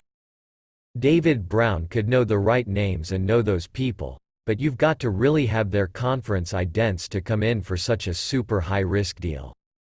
He doesn't have the relationships Mike does. He can't call the Beltzbergs, Perelman and the rest and basically call in a chit. Many in the junk market suggested that Paine-Webber's difficulty was exacerbated by Milken's and his crew's bad-mouthing and sabotaging. It was, they say, Milken's public humiliation of his former acolyte, Brown, for having dared to compete. Others had left Milken, but they had generally gone with his assistants to spots where they were, if anything, more useful to him than when they worked for him. The humiliation was not Paine-Webber's only loss. Icahn took the $1 million that the firm had placed in escrow. They, bankers at Paine-Webber, never believed Carl would take the million, said Adams. When he did, they were just shocked. But Carl said, "Hey, that was the deal." Paine-Webber did win its Phi GHT to stay in the deal and be listed as a co-manager. But, as was nearly always the case when another firm tried to co-manage a deal with Milken's crew, it was co-manager in name only, and it received a pittance compared to Drexel. During November and December the numbers at TWA deteriorated rapidly. In November, TWA revised the forecast of its losses for the year from $70 million to $110 million.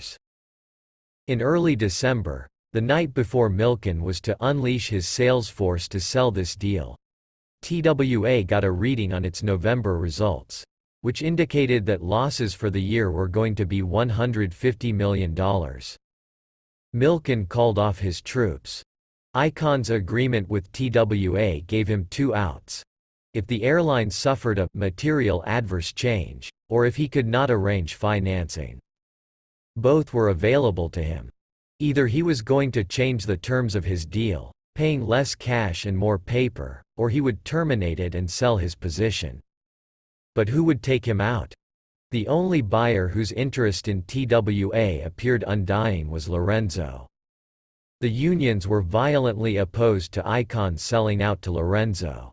One advisor in the deal said Icahn told him that he was dying to sell out to Lorenzo, except that he was afraid the machinists would kidnap his children. Publicly, however, Icahn declared that he felt he had a moral commitment to the unions not to sell to Lorenzo. Then, on December 20, came the terrorist bombings in the airports in Rome and Vienna, which killed several people at TWA ticket counters. Picer, the TWA chief financial officer, said the bombings really shook Carl. "We had a long conversation about how we could stop the terrorism. We concluded, of course, that we couldn't. It really shook him, that there were these events outside of even his control that affected the company. He realized he was not in control of terrorists in Rome. He wanted out," Picer said. "We talked about management's buying him out, and he was interested in that. But we couldn't keep the labor concessions, and we didn't have a lot of time to raise the money. If we could have come up with a proposal to take him out whole, I'm sure he would have taken it then." Icahn was trapped. His investors too were losing money. He had bought TWA stock at an average price of about $19, and the stock was trading at about $16. He decided to pass up the leveraged buyout. He already had control of the company. He negotiated a new deal with TWA, whereby minority shareholders would have an option to exchange part of their shares for preferred stock. And Drexel said that it would raise $750 million for the deal, with the magical $500 million for Mandrake a thing of the past, but that Icahn could not get more than $100 million of his money out. He decided to leave in the company the $750 million that Drexel was raising. And Pars as well. An indication of the extent to which Icahn may have felt beholden to Drexel at this point is that he committed $200 million to GAF's bid for Union Carbide, for which Milken was raising $5 billion. Since GAF later dropped its bid, Icon walked away with a healthy commitment fee. According to Icon, this is the only Drexel megadeal for which he signed up. The TWA deal changed one last time when Drexel raised the money, not $750 million but $660 million. The reason Drexel gave for coming up short, in the face of a highly conference ident letter it had given, was that conditions at TWA were so disastrous by early February that many expected the company to go bankrupt. The list of bondholders submitted to the SEC months later, when the time came for these privately placed bonds to be registered, is not a typical Drexel megadeal list. The most substantial pieces were taken by Fred Carr, adding all his companies together, $72,500,000, and Tom Spiegel, through Liberty Service Corporation, a subsidiary of Columbia S&L, $64,825,000. Ron Perelman, through Revlon, Inc., bought $38,175,000. There were a few other tranches of $30 million and $20 million, but the rest was composed of relatively small purchases.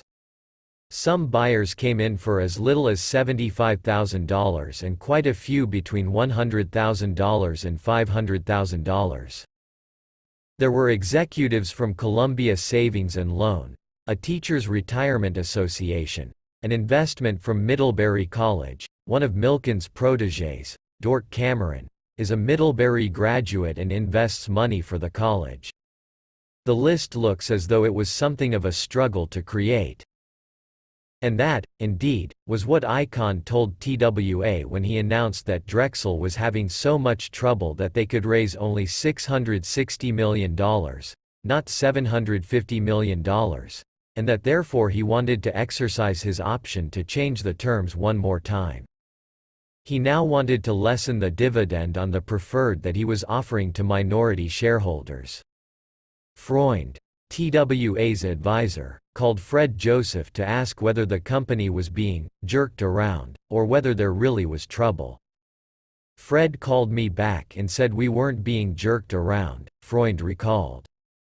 A source at Drexel maintained, however, that while raising the $750 million was indeed difficult, it was by no means impossible. Michael would just have had to make a couple of calls. But, according to this source, Icon asked that Drexel claim it was impossible to raise the $750 million, so that he could then have an excuse to change the terms of his deal with TWA. Icon denies this allegation. By the time Drexel held its annual Predators Ball in the FIRST week of April 1986, the TWA financing was completed and the terms of Icon's acquisition of the airline were, finally, FLUID no longer. But events had continued their downward spiral. Just 3 weeks earlier, the FLID attendants had started a long-threatened strike. While Icon had prepared for it, training 1,500 new hires, the strike had caused enormous disruption and loss of revenue in its FIRST few weeks. The FLID attendants were at the Drexel conference, parading with their picket signs around the Beverly Hills Hotel, where so many of the most favored guests, including Icon, were staying. On the evening of the FIRST day they took up their post outside Don Engel's famous Bungalow 8, where a cocktail party for the big hitters was being held, and then followed these guests to Chasen's, the swank Beverly Hills restaurant which hosts a gala dinner at the Predators Ball each year. By midnight, however, a few of the FLID attendants had put aside their signs and joined the Drexel merrymakers at Engel's table in the Polo Lounge. Fred McCarthy, Nelson Peltz's main investment banker at Drexel, remembered, I said, when we were at Chasen's, what a waste of good-looking women. Why don't we bring them in here? Icon was not in the Polo Lounge. He had arrived at the conference earlier in the day, and then came a news broadcast that a terrorist bomb had exploded aboard a TWA fluid from Rome to Athens. Icon turned and headed back to New York. He may well have been remembering his visit to the Predators Ball 1 year before. Then, he had had no major company to run. Then, he had had his money and no situation that he could not control. Then, he had been fresh from his Phillips Grand Slam, where he had played his game and made $52.50 million in 10 weeks. And then, he had stopped in at Picer's presentation. BY October 1986, 6 months after Icon had departed hastily from the Predators Ball, he had subdued, at least for the short term, his demons at TWA. The staggering losses of the FIRST half of the year, $275.60 million, had been staunched. TWA reported third-quarter earnings of $65.20 million, which looked remarkable not only in comparison to the FIRST 2 quarters, but to the same period 1 year earlier, when the airline suffered a loss of $13.50 million. And TWA's operating earnings for 1987, $240 million, would be the best in the airline's history. The second best was $95 million in 1965. There were several factors in the turnaround, and a couple of them, as had been true from the start, were beyond Icon's control. But now they were going with him instead of against him. Terrorism had subsided. Therefore, by the late summer of '86, transatlantic travel was just beginning to return to normal levels.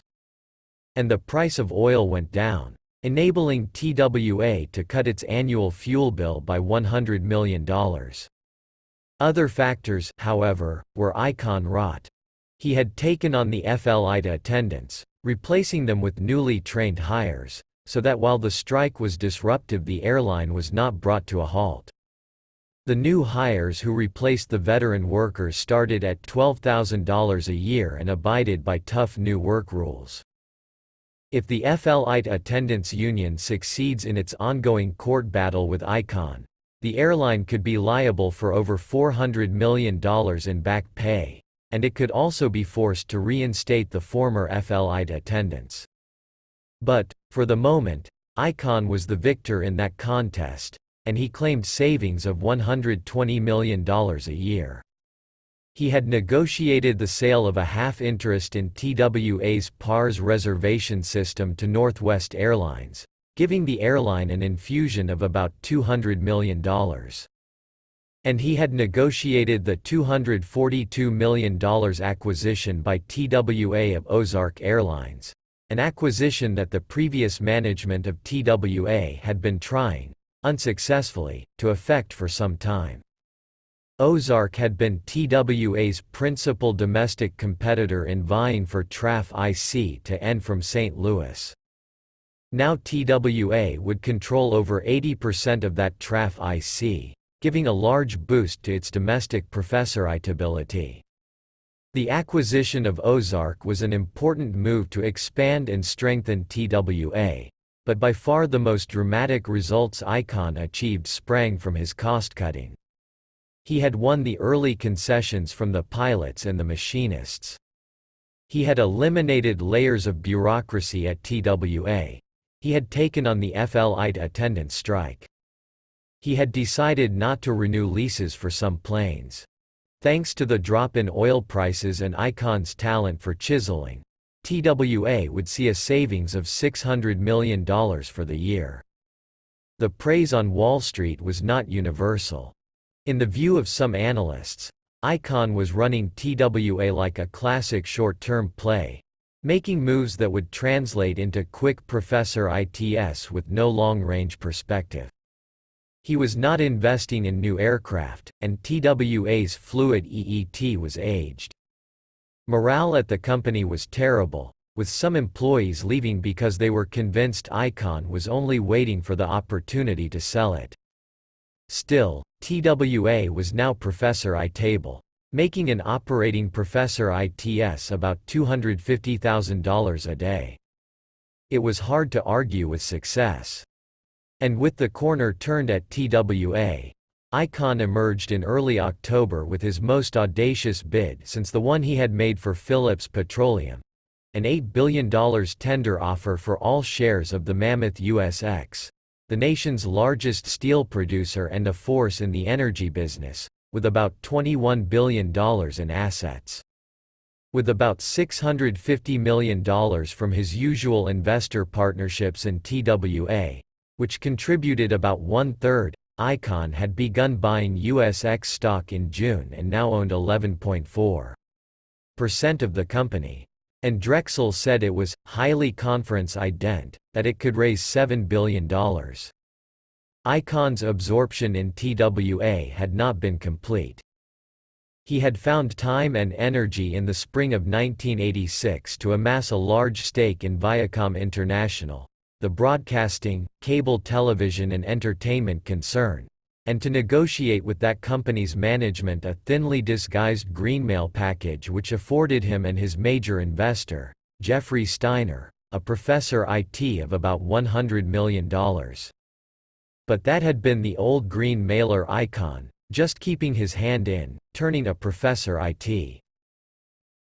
As a major Drexel player, one of those few with appetites and ambition gigantic enough to be, as Meshulam Riklis had put it, Milken's monsters, Icahn had been sidelined ever since he took over TWA. For a time, it had seemed that he might be the Phi RST of Drexel's kingpins to topple. But he had prevailed, and now he was back with an appetite as insatiable as ever. Icahn's triumph, of course, was also Drexel's. It meant that they had chosen wisely when they decided to give him a war chest, back in 1984. Nothing Icahn had done, up until that point, proved that Icahn would be able to run a large company. He was running ACF successfully, but that was different. As Black pointed out, Carl saw the value in ACF. There were a few things that obfuscated its value to the rest of the public. It had a few non-performing dogs, which it turned out you could sell for real money. And then there was the railcar leasing company, which was a gem, a cash cow. So Carl sold off the dogs, and was left with a stable cash cow. Indeed, the takeover of ACF cost Icahn $410 million, but he then raised $400 million by selling off pieces. But ACF is not a complicated business, Black said. Frankly, it was not until TWA that we saw Carl's managerial talents. With TWA, Icahn became living proof of the Raiders' catechism that he, and Milken too, had been reciting for years. The fall of '86 was the season of Drexel's triumph, when the business press crowned Milken as the financier of the age, and his Raiders as industrialists. Icahn was one of the new celebrities. In October, Businessweek published his "I Told You So" essay entitled, "What Ails America, and What Should Be Done?" There Icahn delivered a homily. America has lost its edge to foreign competition, in some large measure, because of bad management, he wrote. When America established its economic leadership in the world, its industrial powerhouses had been owned by the Carnegies, the Mellons and the Morgans, to whom managements answered. With the passing of these owners and the dispersion of stock ownership among the public, management answered to no one. It became autocratic and mediocre. It encouraged bureaucracy. But now, declared Icahn, pointing with a flourish to what he had done at ACF and TWA, the manager-owner was back. In press interviews in which Icahn recently had been challenged about whether he really wanted USX or whether the savvy fast buck artist was just up to his old tricks, he had pointed to TWA. Skeptics had said the same thing then, he countered, but he did buy TWA, he had spent time running it, and the company now was Professor I-Table. Now, he told Businessweek, I really want USX. Putting it together with TWA. Now that is really going to be something. Now if we can turn around a couple of these companies and make them more productive, that will make a statement about what I've been saying. Economic historians will see that I was proven correct. Among the Drexel-made titans in the fall of 1986, Icahn was the one who most craved stature, the only one who made statements about public policy. Nelson Peltz was interested in expanding his empire and enjoying a life of rarefied luxury. Ronald Perelman was interested in expanding his empire and climbing the social ladder. Icahn, clearly, was bent on empire expansion, but he also seemed to be ruminating about posterity. He spoke of writing his autobiography. He did in fact have more intellectual depth, and a greater range of business talents, than his Drexel-crowned peers. That was why he did not have to Januf Lect before Milken. The more respect he earned, and the more he publicly articulated the Drexel credo, which was also his own, the more valuable an adjunct, free though he became. Jeffrey Steiner said, "Carl and Mike have a very good relationship.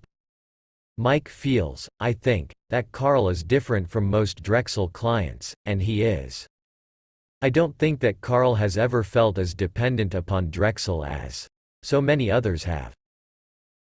In the offices of Icahn & Company in Midtown Manhattan, M. Elliot Schnall was marveling at the fact that after the marathon of TWA his nephew had not even paused for a breather before plunging headlong into USX. Schnall says that he had counseled Icahn, during the TWA takeover battle, to sell out to Lorenzo and take his Professor ITS. Sometime during Icahn's travails of the past 8 months, he had told Schnall that he wished he had taken that advice. So he had weathered that crisis, only to go into the steel industry. Schnall has invested in nearly every one of Icahn's deals, but when Icahn asked him whether he wanted to join the investment partnership for USX, he declined. Schnall has done well with Icahn.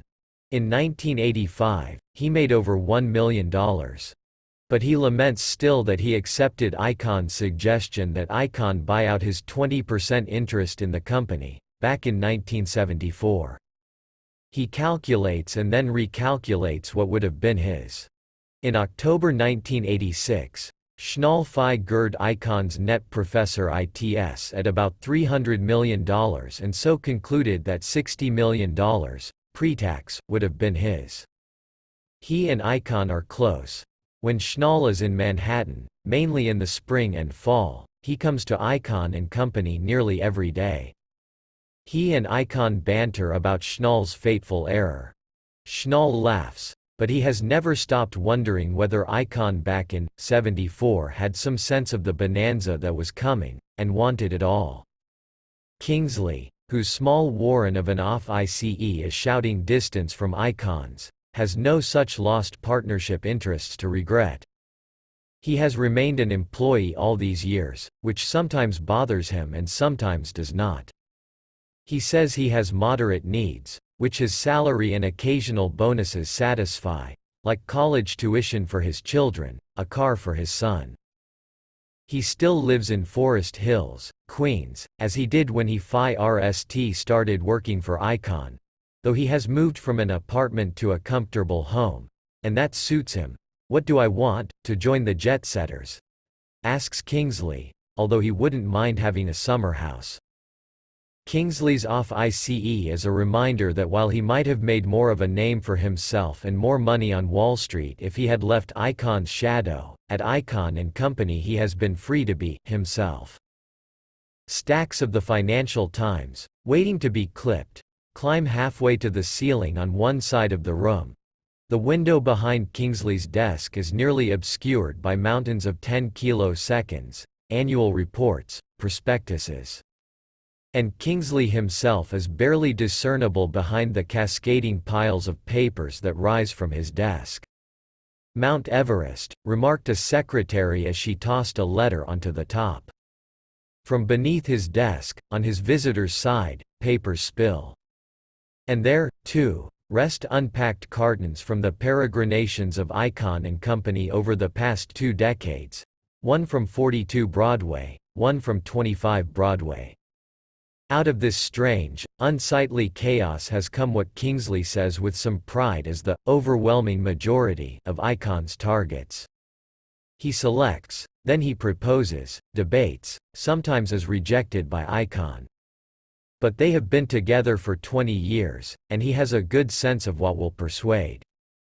When Kingsley was arguing for USX, where Chairman David Roderick and the steelworkers' union had been at each other's throats, he said, "You know, Carl, you could do again with the unions what you did in TWA." And he is more than Icon's analyst. Once Icon is in the midst of a deal, Kingsley is his constant sounding board, really his co-strategist, and they often attend negotiating sessions together. They are an odd couple, segueing into well-worn routines on cue the way people who have been together for a long time often do. Icon, who refers to himself as the Lone Ranger, calls Kingsley Tonto, and Kingsley obligingly plays the role. A cough from someone in an elevator sends them into a routine of eye-rolling, hypochondriac panic. One longtime friend of the two said, "Carl and Al operate in a kind of mutual hysteria." Kingsley fans, and there are quite a few in the circle of Icon investors, suggested that Kingsley is the phantom of the operation, the moving finger that picks the right targets, while Icon is the frontman, with the force of personality and presence to play the game. "Al has always been the perfect foil for Carl," said one. "Carl gets all the money and all the publicity, and Al gets to work at what he loves." Whatever are the dynamics of the relationship, it has endured. Among those employees who have aspired over the years to play significant roles at Icon and Company, Kingsley is the sole survivor. One former employee asserts that Icon has been as ruthless with employees as with the companies he targeted, guided by nothing but his economic benefit. Some employees, therefore, were useful for a time, until they demanded promotions or raises and thus outlived their usefulness. He is a keen valuer of assets, and that's how he judges people too. "How Professor I table you're to him," said this former staffer. "It's somewhat cold. He gets the maximum use out of people, and gives the minimum in return." Interviewed at his seigneurial estate, purchased from the actress Jennifer O'Neill and named Fox Field, after the Marshall Field raid, in Bedford, New York, Icon seemed finally to have made the adjustment to wealth. For years after he made millions, he had continued to live as he always had, taking the subway on occasion, eating lunch with Kingsley at a dive called The Dungeon, keeping a spare one-bedroom apartment in Manhattan. But he has finally forsaken the subway and abandoned the dives, and he has purchased a penthouse apartment in the posh museum tower, next to the Museum of Modern Art. He has also become philanthropic. He has donated $500,000 to the renovation of Carnegie Hall and funded a center for abused children and the construction of housing for homeless families. In at least one instance, however, an Icon gift came with strings attached. In 1986 or so, Icon was discussing making a large donation to his alma mater, Princeton University, but he wanted to become a member of its board of trustees. When his request was rejected, the gift failed to materialize. By 1988, however, Icon discussions with Princeton about a possible donation were said by one close to Icon to be in progress, again. Icon's indulgence in luxury and his forays into philanthropy suggest that his longtime tight steadiness may be loosening. Certain habits, however, never die. When Icon, carrying a briefcase, and his uncle, Schnall, carrying an umbrella, go to a restaurant together, Schnall takes Icon's briefcase so that they don't have to leave more than one tip for the checkroom attendant. Now he shows a visitor the gardens he has been designing, explaining that it has recently become a hobby. He owns horses with Peter Brandt, the polo impresario, in nearby Greenwich, and he has attended the polo matches there. He tells a funny story about having seen Nelson Peltz, his Bedford neighbor, at a polo match. What with Icon, Peltz and Ivan Boesky, whose mansion is down the road from Icon's, Bedford, a longtime WASP enclave, is not what it used to be. I told Nelson, Icon says of Peltz, he's Bedford Hills' answer to Beverly Hills. While Icon now seems to be enjoying the pleasures and pastimes of the extraordinarily rich, he has no pretensions. He allows, with some self-amusement, that designing elegant gardens is a recent, not a long-time, hobby. And having found himself at those polo matches seems to amuse him, too. His closest friend is Stanley Nortman, who used to have a metals business in Great Neck, Long Island, and now is exploring some way for Icon and him to get into the movie business. Nortman is a singularly down-to-earth, unaffected individual, who seems closer in style to Bayswater than to Fox Field. And when Icon's wife, Libba, decided to give a black tie party at Fox Field for his 50th birthday, with a guest list that read like the Forbes rich list, Icon insisted that all the employees from Icon and Company be invited, too, and changed it to optional black tie. Icon sets off on his canned diatribe about incompetent management in America. It is for him an oft-repeated spiel about how most of the people running corporate America are former fraternity presidents who got where they are because everybody liked them. About how mediocrity rises naturally to the top because the number one guy, none too swift, wants someone unthreatening as number two. About how most of these CEOs are aristocrats who live for nothing but the perks of the OFICE. One of Icon's favorite lines, now years old, is that whenever he tried to get one of these chief executive officers on the phone, the CEO's secretary would say he was out of pocket. He always wondered, where do they go when they're out of pocket? The only way he could get these guys off the golf course, Icon would conclude, was by filing a 13D. Another story, also well-worn, concerns his taking over ACF, which had operations in the Midwest and a headquarters staff of 173 in New York. He couldn't figure out what they were doing in New York, so he went to the guys in the Midwest and asked them, "How many of these guys in New York do you need to support you?" And they said, "None, we'd do better without them." But, not to be too hasty, Icon called in a consultant to analyze the New York operation. 6 weeks later the consultant returned with a big black book filled with charts. Icon said, "Don't give me that, just tell me, what do these guys do?" And the guy looked at him and he looked at the guy. And then Icon took out a check and said, "Here, I'm paying you no matter what you tell me. Now tell me, what the hell do they do?" At which point the consultant said, "Mr. Icon, you've been straight with me, so I'm going to be straight with you. We can't figure out what they do, either." So Icon closed the New York OFICE. And Icon asserts that ACF was well run compared to TWA. At TWA he eventually replaced most of top management. Now he is full of steam. "What I've been saying all these years," declares Icon, referring to his polemics on the ills of American corporate management, "I never knew how true it was." He listens to his words for a moment, as though hearing them played back, and then laughs at the admission. These days, Icon can afford such moments of candor. His most strident critics, who for years derided him as the critic of management who had never managed much of anything, have been stilled by the TWA turnaround. And TWA is news, while the effects of some of the previous forays of this self-proclaimed savior of American business are not. Phillips Petroleum, for example, borrowed $4.50 billion in 1985 to repel Icon, swelling its debt load to $8.60 billion. The company had to cut $400 million from capital expenses, slash exploration budgets, sell $2 billion in assets and cut its dividends. Its workforce fell from 27,000 to 22,000 by the fall of 1986. Icahn is well aware that he can hold TWA up before his critics like the cross before the vampire, and he does so.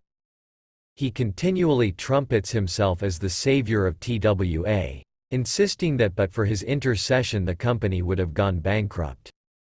But the triumph, sweet as it is somewhat tinny.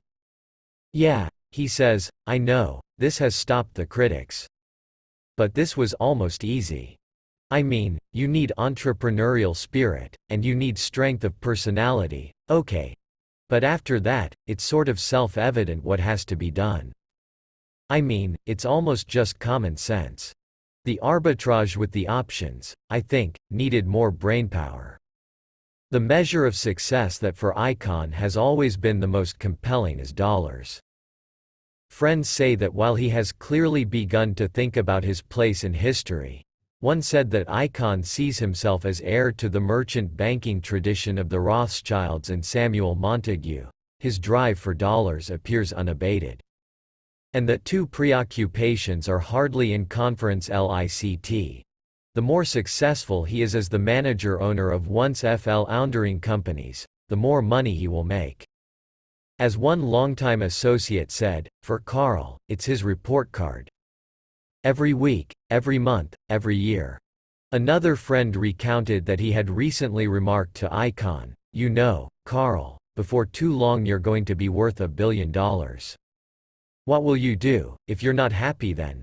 And Carl said, I will know I made a big mistake, his friend recalls. It will mean I picked too low a number. 9. Pantry Pride Revlon. The crucial campaign. In the early evening of June 14, 1985, Ronald Perelman appeared at the lavish penthouse apartment of Michel Bergerac. Perelman had just acquired control of Pantry Pride, Inc., a supermarket chain discharged from Chapter 11 bankruptcy reorganization in 1981, which had assets of $407 million and a net worth of about $145 million.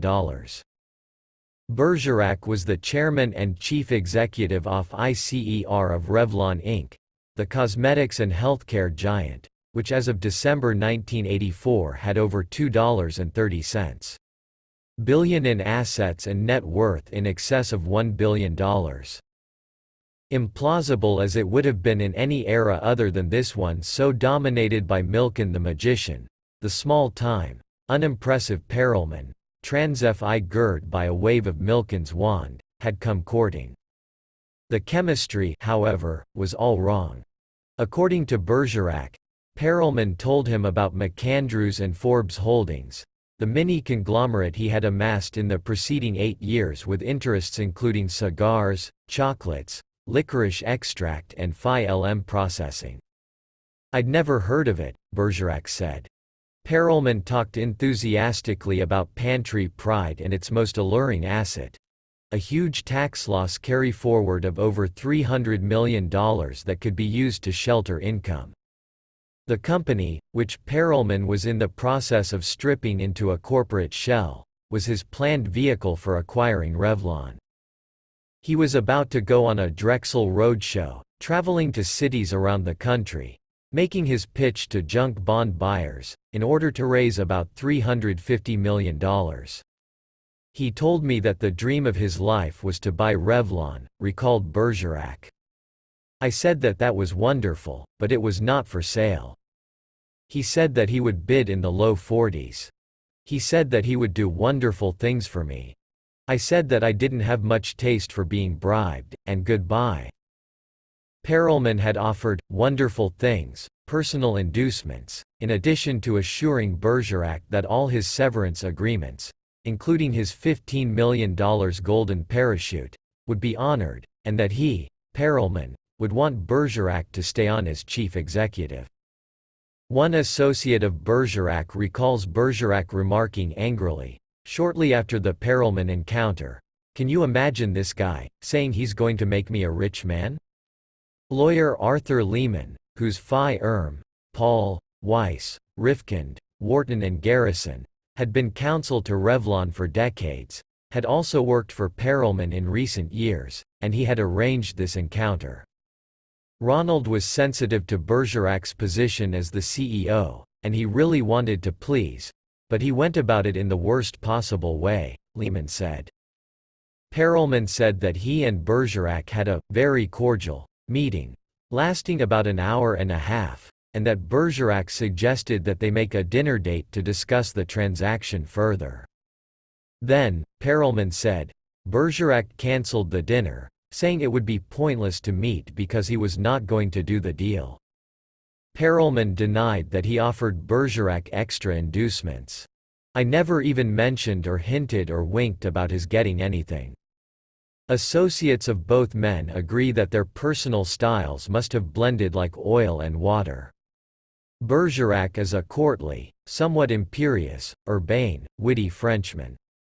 Perelman is crude, brusque, humorless, speaks in a staccato manner and perpetually puffs an enormous cigar. They didn't hit it off, declared Perelman's lawyer and constant cohort, Donald Drapkin, who was at Skadden, Arps, Slate, Mar and Flam. Bergerac with his Chateau Lafite, and Ronnie with his Diet Coke. And I think that after that meeting Bergerac checked with his friends, and most of them had never heard of Ron Perelman. Or if they had, they said he was young, really aggressive, and Jewish. I think it was just beneath him. Bergerac had long inhabited the corporate stratosphere. In the 1960s, when Harold Janine was building International Telephone and Telegraph, ITT, into the world's biggest conglomerate, Bergerac helped negotiate about 100 acquisitions of companies for ITT in Europe, and in 1971, at the age of 39, Bergerac was promoted to the job of running all ITT European operations. During the next 3 years, he doubled European sales to $5 billion. But in 1974 Bergerac, considered the most likely candidate to follow Janine as head of ITT, was wooed away by Charles Revson, the legendary founder of Revlon.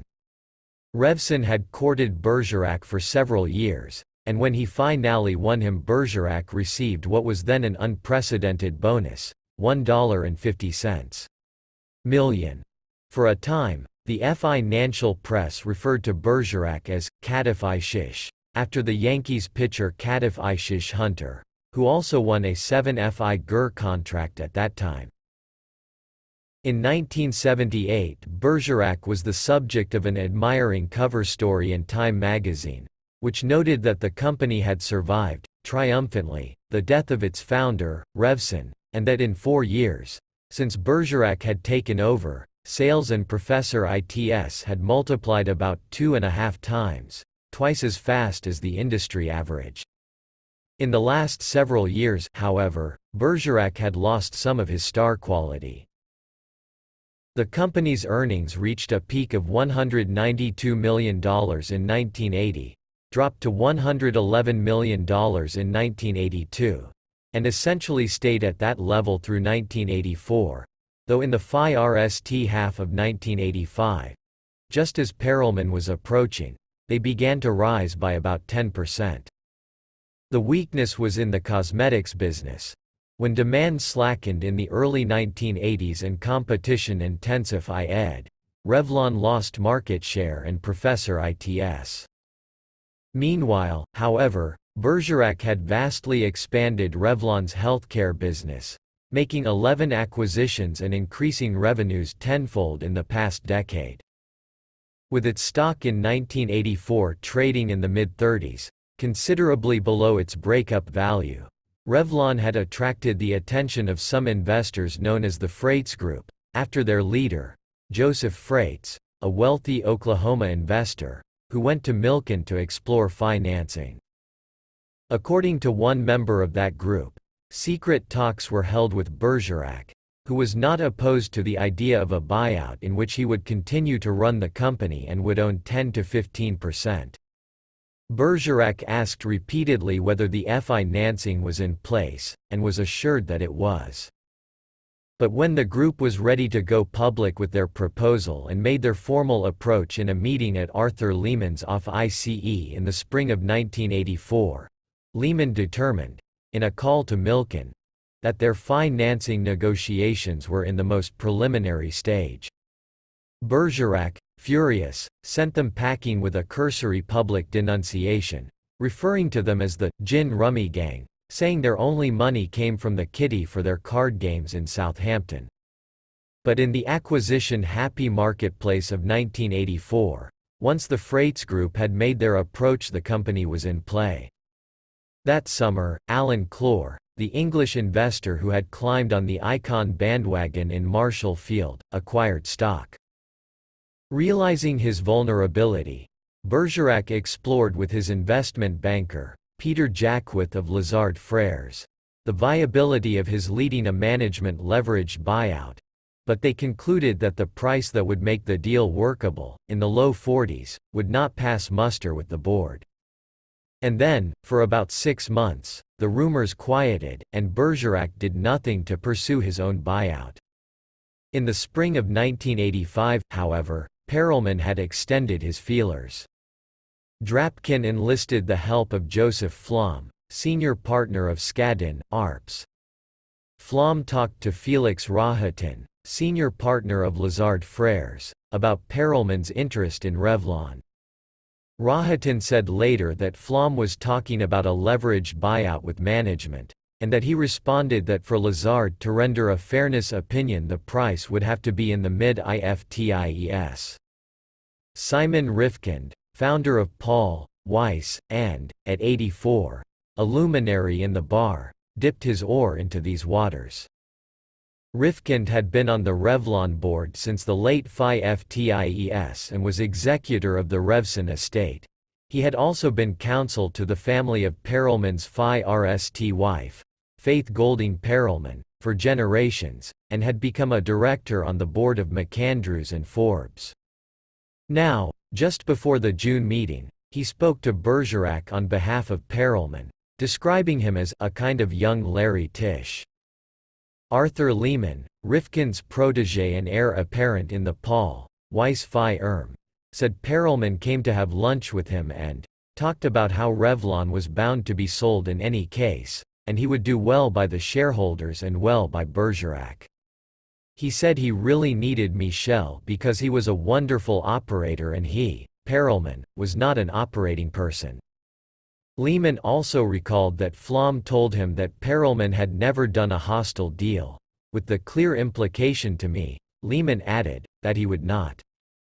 Perelman felt like a welcome suitor.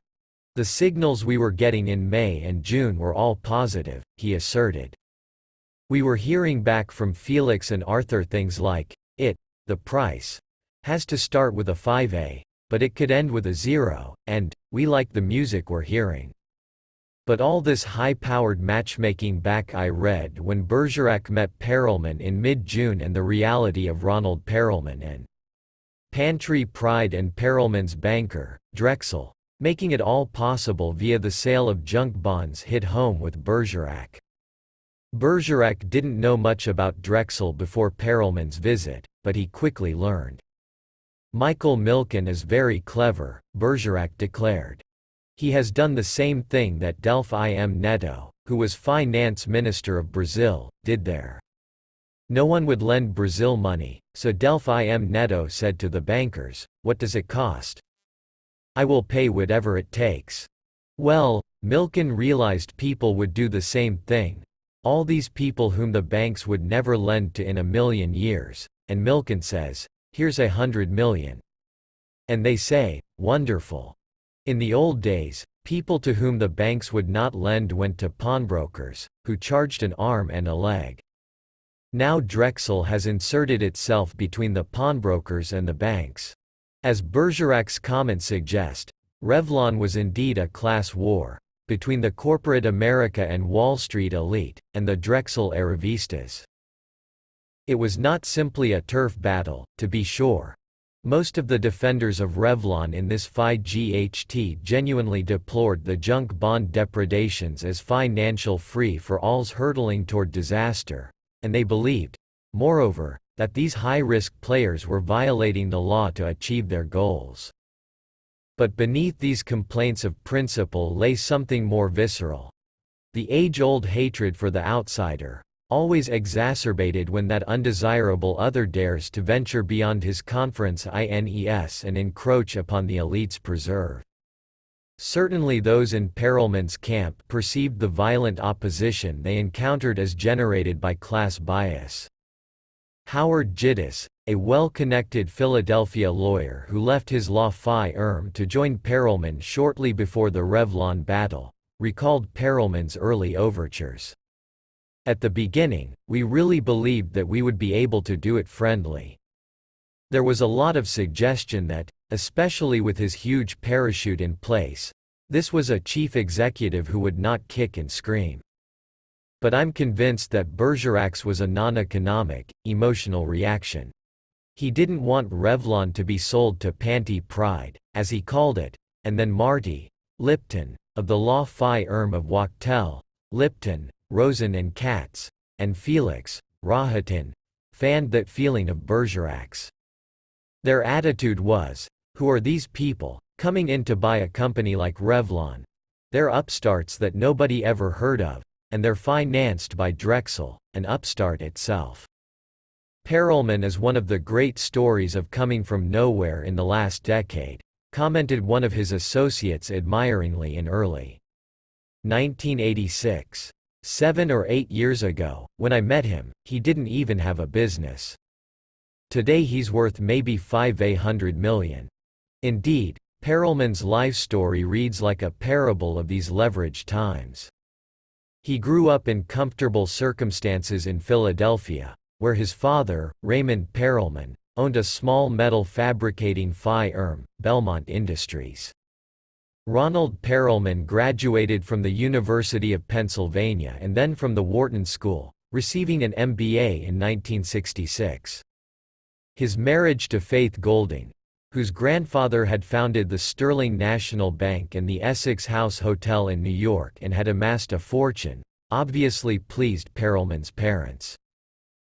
In an interview in 1986, several years after Ronald Perelman had divorced Golding and married gossip columnist Claudia Cohen, Raymond Perelman ticked off the real estate holdings of the Golding family and pointed out on the baby grand piano the numerous photographs of Faith, including her bridal photo, noting rather acidly, "He's divorced, we're not." For the next 12 years, Perelman worked in his father's business and managed his wife's money.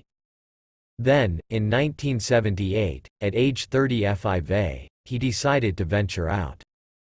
He borrowed $1.90 million to buy 34% of Cohen Haddif ILD Industries, a jewelry distributor and retailer with $49 million in revenues that year. In 1980, Cohen Haddif ILD spent about $45 million to buy McAndrews and Forbes, a maker of chocolates and licorice extracts, and the Cohen Haddif ILD name was dropped in favor of McAndrews. In the fall of 1980, McAndrews issued its Phi RST batch of junk bonds, a modest $33 million, underwritten by Drexel with Bear Stearns. Over the next 4.5 years, Perelman set out on a wholly leveraged, though relatively small-time, acquisition trail. He tried and failed to acquire the Richardson Company and the Milton Bradley Toy and Game Company, but he made money in both transactions. He succeeded in buying, for a total of about $360 million, Technicolor, Inc., the Phi LM processor. Video Corporation of America, a major manufacturer of home video cassettes. The Phi LM processing assets of Movie Labs, Consolidated Cigar, and a controlling interest in Pantry Pride. Roughly $140 million of this money came from Drexel junk bond offerings, the rest from banks, and all built on that original, borrowed, $1.90 million, back in 1978. Perelman chose companies that were strong cash flow generators and that had problem assets that could be sold off, quickly paying down much of the high-interest debt, leaving the pared-down, Professor I-table core business. Before Revlon, Perelman's greatest acquisition success story was Technicolor.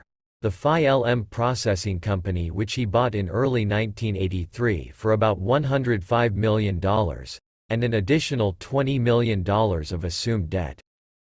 Technicolor was a dominant force in the Phi-LM processing industry, but it had made an unsuccessful diversify cation effort into a chain of one-hour photo processing stores. Its stock had plummeted from $28 per share in the second quarter of 1981 to $8 to $10 per share in the second quarter of 1982. Perelman's price, $23 per share, looked rich. He sold off the processing stores and 4 other divisions for about $30 million, plus notes, receivables and warrants with a value of more than $20 million, as well as some of its California real estate for about $6.40 million, reducing his debt substantially. In 1983, Technicolor's earnings skyrocketed, and within 2 years the company had paid for itself. Declares Drapkin, Perelman's close friend and advisor, Technicolor was the classic Perelman transaction. He paid full price for the company, seeing values no one else saw, sold off pieces and put money back into the core business, and earnings have gone up dramatically. But if allegations in a suit Phi led in the Delaware Chancery Court against Perelman, Technicolor, its previous directors and McAndrews and Forbes are found to have merit, Perelman may yet have to pay substantial damages, and his greatest success story pre-Revlon will have a rather smarmy postscript. The complaint, Phi led by Cinerama, which was a stockholder of Technicolor, started out as an appraisal action, claiming that Perelman had not paid a fair price for Technicolor, and then, because of facts learned in discovery, was amended in January 1986 to include claims of fraud and breach of fiduciary duty. According to the complaint, in September 1982 a banker from Bear Stearns asked Fred Sullivan, the early Icon investor and a Technicolor director, to meet with Perelman to discuss Technicolor. Sullivan agreed. A meeting was scheduled in 1 week's time, and before the meeting Sullivan purchased 1,000 shares of Technicolor stock at about $9.50 a share. As a result of a subsequent insider trading investigation by the SEC, Sullivan agreed to disgorge all Professor ITS made by that stock purchase. Sullivan then met with Perelman and became his ombudsman. He arranged for Perelman to meet the Technicolor chairman, Morton Kamerman, and, it is alleged, was the only Technicolor director from whom Kamerman sought advice. The complaint also alleges that Sullivan was retained by Perelman to lobby for the transaction, in return for a fee of $150,000. None of the other directors, it is alleged, knew that Sullivan, who was voting for the transaction, was retained to do so. The complaint alleges that Perelman sweetened the deal for Technicolor's chairman, Kamerman, by granting an enhancement of his employment contract and a structure for the transaction which would allow Kamerman to receive the best tax treatment for the sale of certain option shares of Technicolor he owned. It further alleges that these sweeteners were negotiated, and the price of $22 to $23 per share was agreed on, before Kamerman consulted with any disinterested member of the board or with Goldman Sachs, which later rendered the fairness opinion. Kamerman, however, testified that he did not solicit Perelman's approval of the amendment which was passed by the board. Furthermore, the complaint charges that a director named Arthur Ryan, who was then president and chief operating officer and has since become chairman of Technicolor, was induced to vote for the transaction by the private promise, told to no other director, that if he did so he would be granted the opportunity to run the company. Ryan, a former Paramount Pictures Corporation executive who had a bitter running feud with Kamerman, it is alleged, was being kept apprised of the deal's progress by Martin Davis, then a senior executive of Gulf Plus Western who would later become its chairman. Davis is a friend of Perelman and had been Ryan's boss at Paramount, a division of Gulf Plus Western. Davis allegedly told Perelman that Ryan would be crucial to the company's success, and then relayed the message to Ryan that, under Perelman's aegis, he would manage the company. Within little more than a month after the transaction, Perelman terminated Kamerman and, as he had allegedly promised, made Ryan chairman. Both Perelman and Ryan have denied in depositions that any promises were made. Taken as a whole, the complaint paints a picture in which Perelman allegedly used deceit and secret deals, money here, position there, whatever it took, to buy off the necessary people and get the company. In early 1983, with Technicolor under his belt, Perelman began to move to take McAndrews and Forbes private. According to close associates, he was influenced by two factors. The first was that his marriage to Faith Golding was ending in what he knew would be a very messy, publicized divorce, and he did not want the added glare of a public company's spotlight upon him. Perelman had had an affair, as his wife's detectives had been able to document. Moreover, his wife would allege, as part of her divorce action, that he had misused money that came from her family, and she would claim in a filing with the SEC that she owned part of her husband's claimed one-third interest in McAndrews. In his divorce, Perelman was represented by his longtime friend Roy Cohn. Cohn told the Wall Street Journal that the Perelman divorce settlement talks almost broke down at the last minute because Perelman disputed 1/8 of a percentage point of interest that he was to pay his ex-wife. But the action was settled in 1983, with terms that included Perelman's paying Golding $3.80 million in cash. The other reason Perelman wanted to take McAndrews and Forbes private, one associate said, was that he wanted to do some things which might be criticized in a public company, have his own plane, have his artwork in his office. He wanted to have McAndrews and Forbes as his nest egg, and then he wanted to acquire some other public company for presenting his face to the financial world. In March 1984, Perelman took the company private, with Drexel raising the $95 million that the deal required. Then, the next fall, he became enamored of the huge tax loss carry-forward, or net operating loss, in Pantry Pride. He reasoned that this knoll not only could be put to good use in sheltering the income of any company he might acquire, but would give him a substantial advantage in a bidding war. Post-bankrupt situations, moreover, were a specialty of Milken, who had made much of his fortune analyzing the securities of bankrupt companies. And by this time, in the fall of 1984, Perelman was being positioned as one of the Drexel players, along with Icahn and Peltz and William Farley, all of them being provided their war chests. Drexel investment banker Paul Abecassis, who started working on Perelman financings in the early 80s, said Perelman was a logical choice. Ronnie in his own little way was already doing it. He was acquisition-oriented, using leverage to go after companies and then using the cash out to pay down the debt.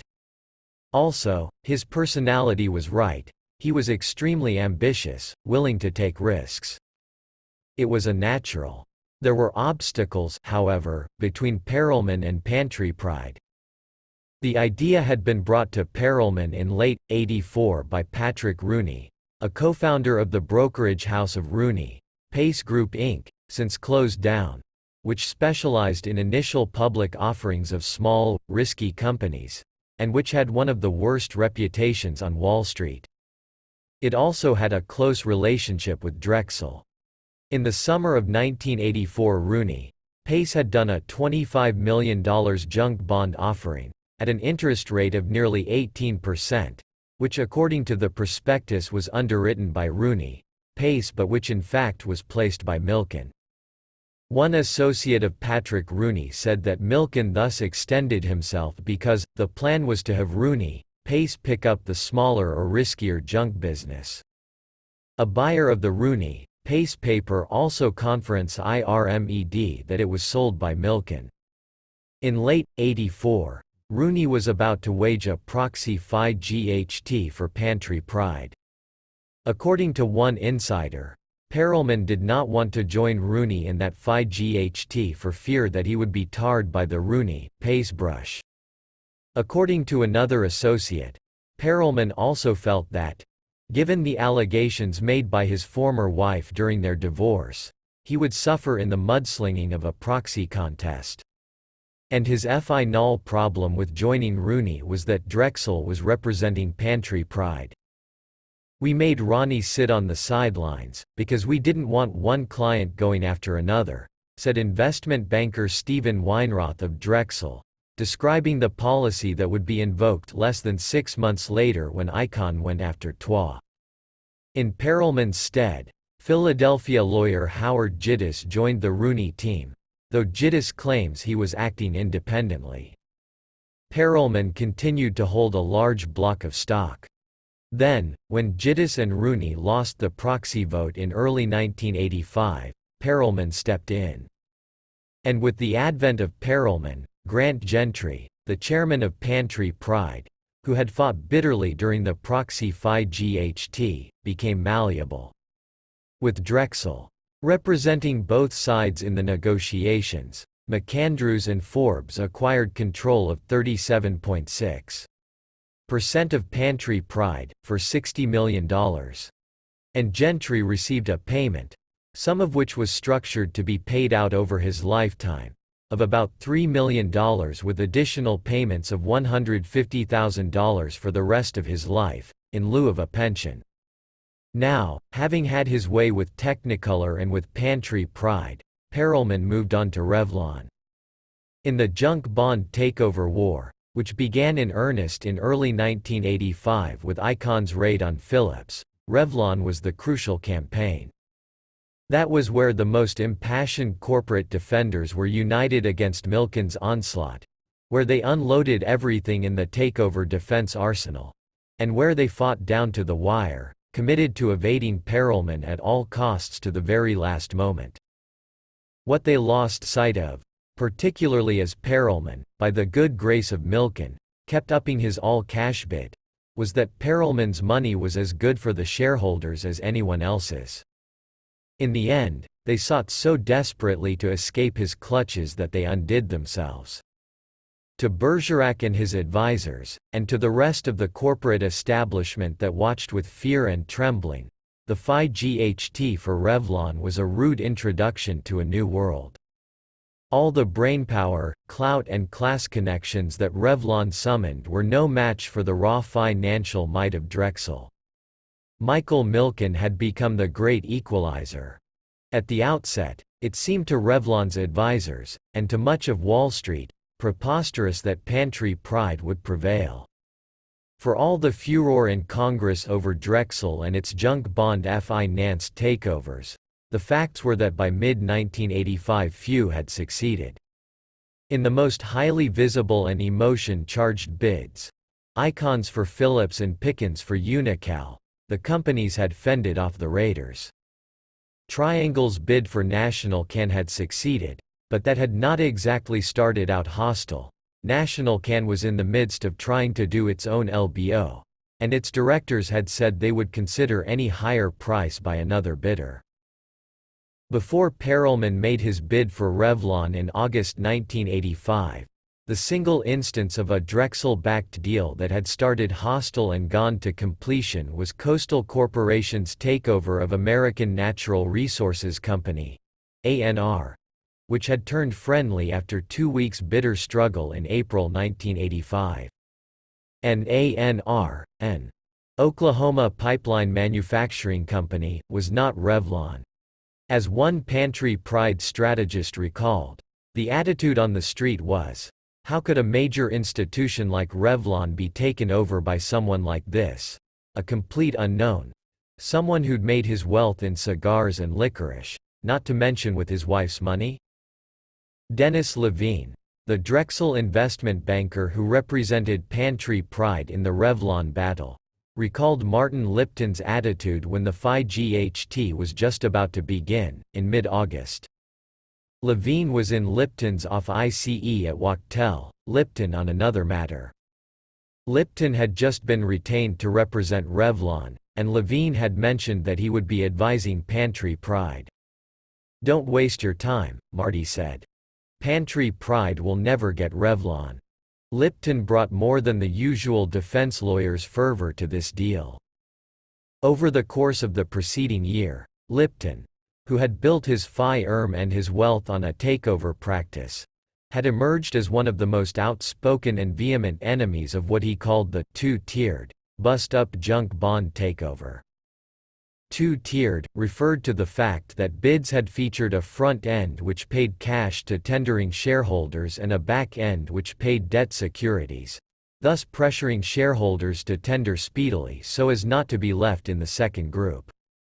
But now that Milken appeared able to raise almost any sum of money through the sale of junk bonds, Drexel had moved to the all-cash bid, which would be much harder to defeat in court. Bust up referred to the plan, in most of these deals, to pay down the debt by selling off pieces, if not the entirety, of the company. During the course of the Revlon battle, Lipton would be moved to new heights, firing off to his corporate clients a memo entitled, "Rape and Pillage in the Corporate Takeover Jungle." This year has witnessed the demise of the few remaining restraints on corporate raiders. They have been let loose to take over and bust up American corporations at will. Lipton was drawing a line between the kinds of hostile takeovers he had helped to engineer in the 70s and the Drexel-type wave launched by what he called takeover entrepreneurs. He drew this distinction in testimony before Congress in the spring of 1985, when about 30 bills to curb hostile takeovers or junk bonds or both were being debated. Soundly financed acquisitions by successful operating companies seeking to diversify or expand have been an integral part of this country's economic development, and they should not be restricted, Lipton testified.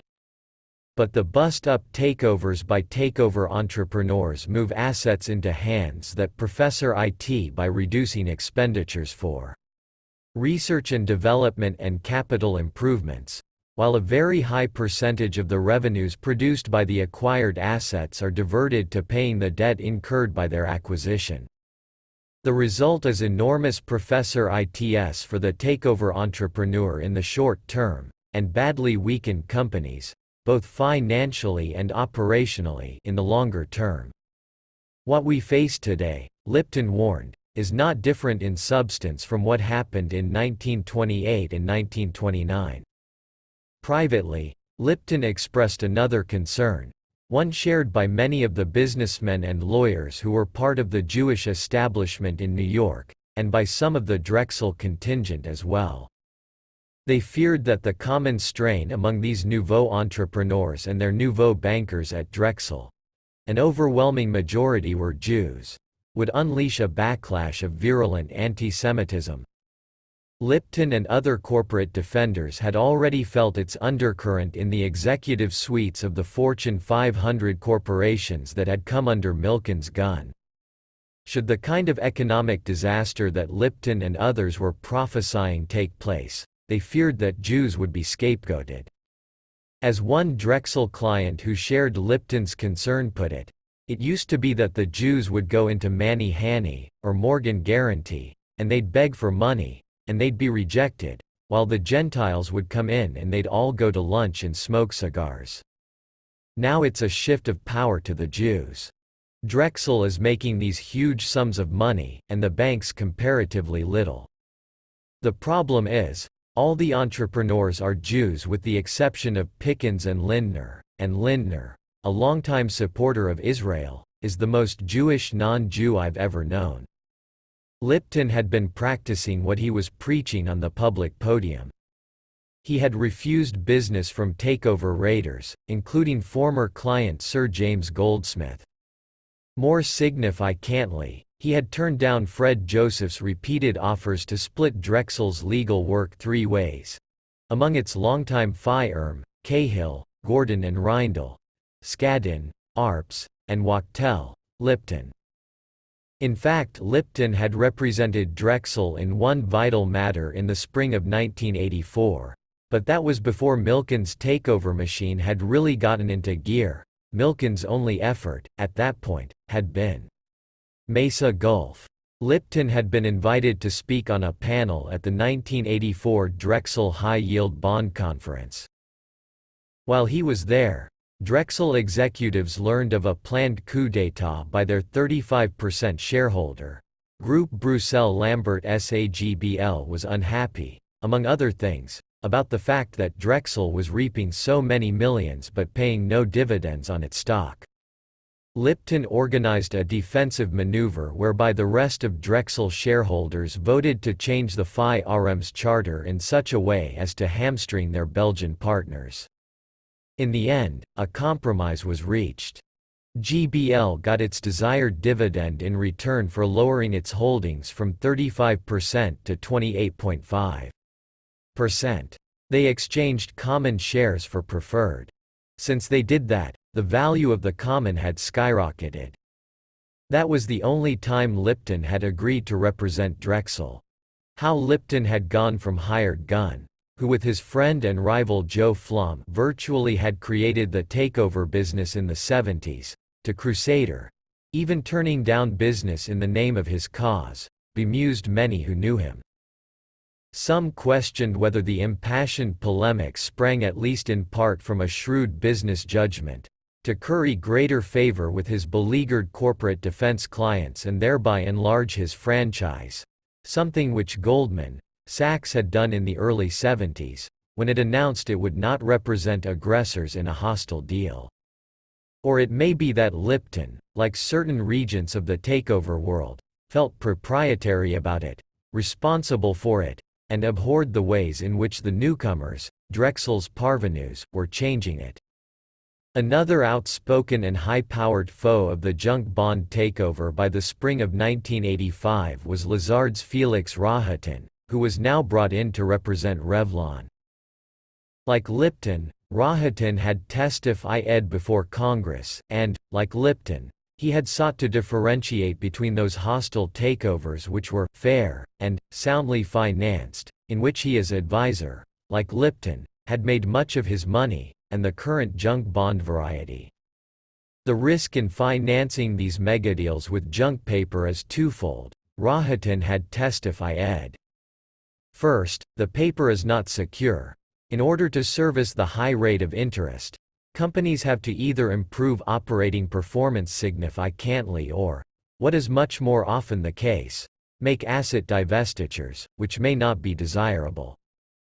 Rohatyn remarked, "It is an approach that also completely fails to take into account the fact that a large corporation is an entity with responsibilities to employees, customers and communities, which cannot always be torn apart like an erector set." The second risk, he had continued, lies in the illiquidity of the paper, since in most cases it is issued not as registered public securities but as a private placement, ultimately making its way through private transactions into financial institutions such as savings banks, insurance companies and pension funds. These institutions, many of them under considerable financial pressure, end up holding securities for which no large-scale liquid, public market exists. On the issue of fairness, Rohatyn had pointed to the market speculation that seemed to go hand in hand with these raids, as arbitrageurs often bid up the price of a stock before any public announcement of a bid, making it appear an insider's game. Public confidence idents in the capital markets, he had averred, is thus destroyed. He had pointed out that arbitrageurs manage enormous pools of money, some of them financed by junk bonds. Raiders also have huge pools, similarly financed. This creates a symbiotic set of relationships, with the appearance, if not the reality, of professional traders with inside information, in collaboration with raiders, deliberately driving companies to merge or liquidate. Also on the Revlon team, though not publicly committed to repelling the junk bond invaders, was Arthur Lehman, one of the best-known securities litigators in the country. His FI-RM, Paul, Weiss, had a conference licit of interest, as it had been counsel to both Perelman and Revlon.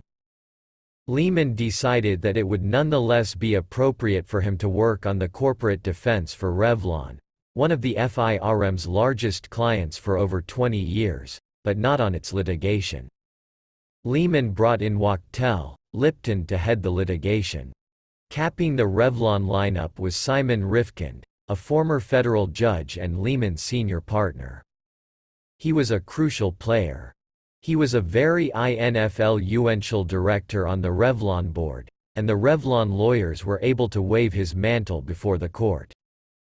When Perelman made his hostile tender offer, Rifkind, distressed at having vouched for Perelman to Bergerac and encouraged their initial meeting, resigned from the McAndrews board and remained on Revlon's.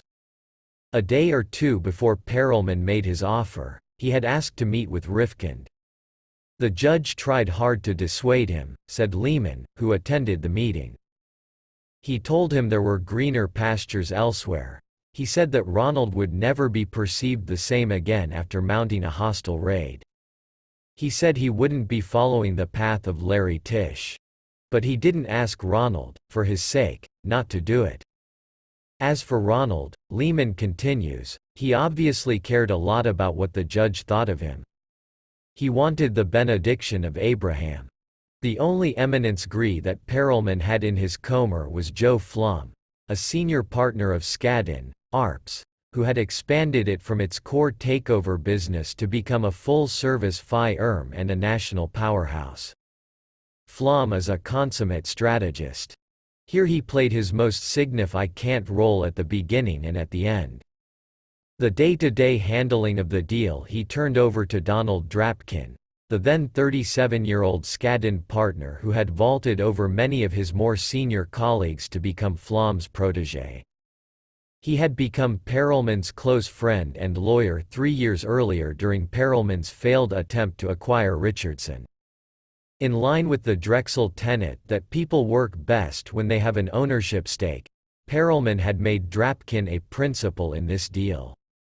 In June, '85, the board of Pantry Pride had loaned Drapkin money to buy Pantry Pride convertible debentures. For a lawyer to become a principal in a deal with a client was a first at Skadden and a practice not followed at any other major New York law firm. It enraged some of Drapkin's partners, but it was a measure of his new clout. From Drexel, Perelman's senior investment banker was Dennis Levine, a rising star in the firm's corporate finance department, recently arrived from Shearson Lehman Brothers. Since coming to Drexel, Levine had worked on Phillips, Coastal and Crown Zellerbach Corporation deals. Perelman also had his longtime sidekick, Donald Engel, who had first brought Perelman to Drexel. Engel had been a Drexel managing director until he resigned in 1984 to become a consultant, but he continued to be involved in Drexel deals and continued to be Milken's trusted aide for entertainment at the Predators Ball. After his resignation, Engel moved his ICE into the top floor of the opulent townhouse owned by McAndrews and Forbes in which Perelman lived and worked, on East 63rd Street in Manhattan. Finally, and surprisingly, Perelman had on his team Eric Gleacher, head of mergers and acquisitions at Morgan Stanley, most white shoe of all Wall Street investment banking firms. Gleacher had moved to Morgan from Lehman Brothers about a year earlier. He was familiar with Revlon from his days at Lehman, where Revlon was a client, and, according to Perelman, the idea of acquiring Revlon was brought to him by Gleacher in February 1985. Gleacher, moreover, is said to have mounted a vigorous campaign, against heated opposition from partners in his firm, for their representing Pantry Pride. He is said to have won only on the conditions that Morgan Stanley not be listed as dealer manager on the tender offer, which Drexel badly wanted them to do, so as to lend their credibility and also share the heat, and assume a distinctly secondary role to Drexel's, something Rohatyn refers to as Morgan's backstreet arrangement. Gleacher's partners may have looked askance at representing Perelman's pantry pride against a company as august as Revlon, but they had been increasingly tantalized, of late, by the fees in the junk market.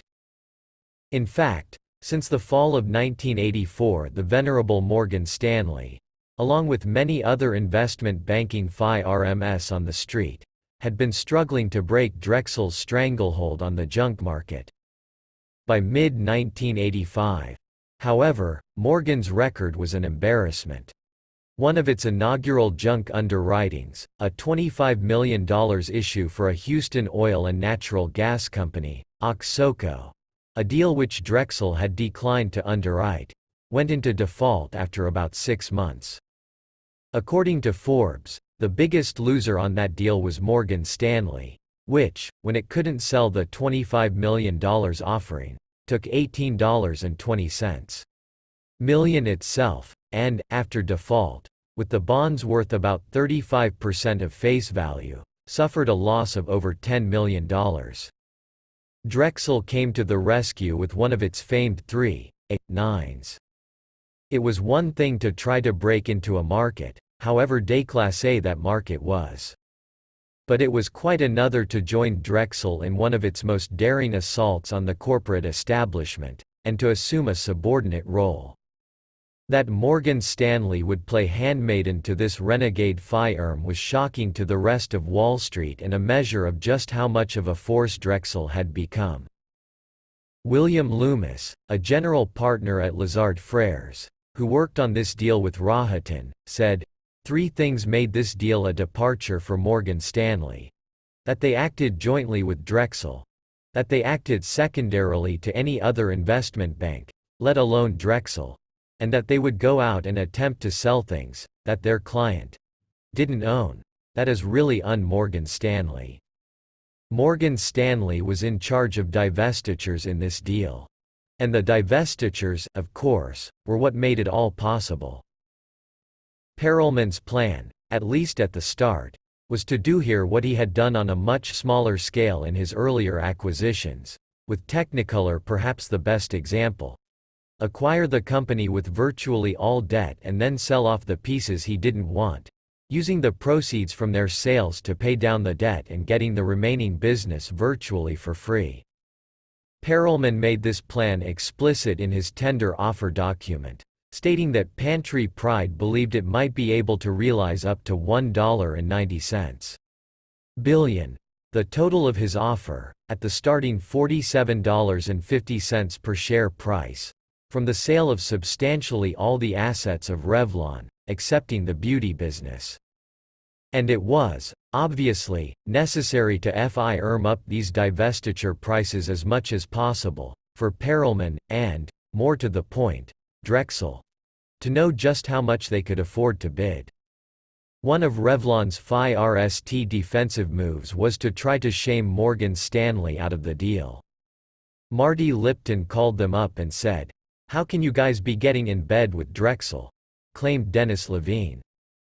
Bergerac called Robert Greenhill, a managing director of Morgan Stanley, with whom he had gone hunting on big game safaris. I said, "Bob, what are you doing with these clowns?" There was silence. And then I said, "I understand you are out getting prices for pieces of Revlon, selling a company you don't even own. You know, horse thieves used to be hanged." None of these calls to honor met with any success. The other defector from the corporate establishment, which Revlon executives and advisors also lobbied unavailingly, was Chemical Bank. It had made a commitment to provide approximately $500 million of what was then, at $47.50 a share, a $1.95 billion offer, on a well-secured, last-in, FIRST-out basis. Unlike Citibank and Bankers Trust, which were known for their willingness to lend to hostile deals, Chemical had rarely done so, and never for a junk bond, bust-up rate.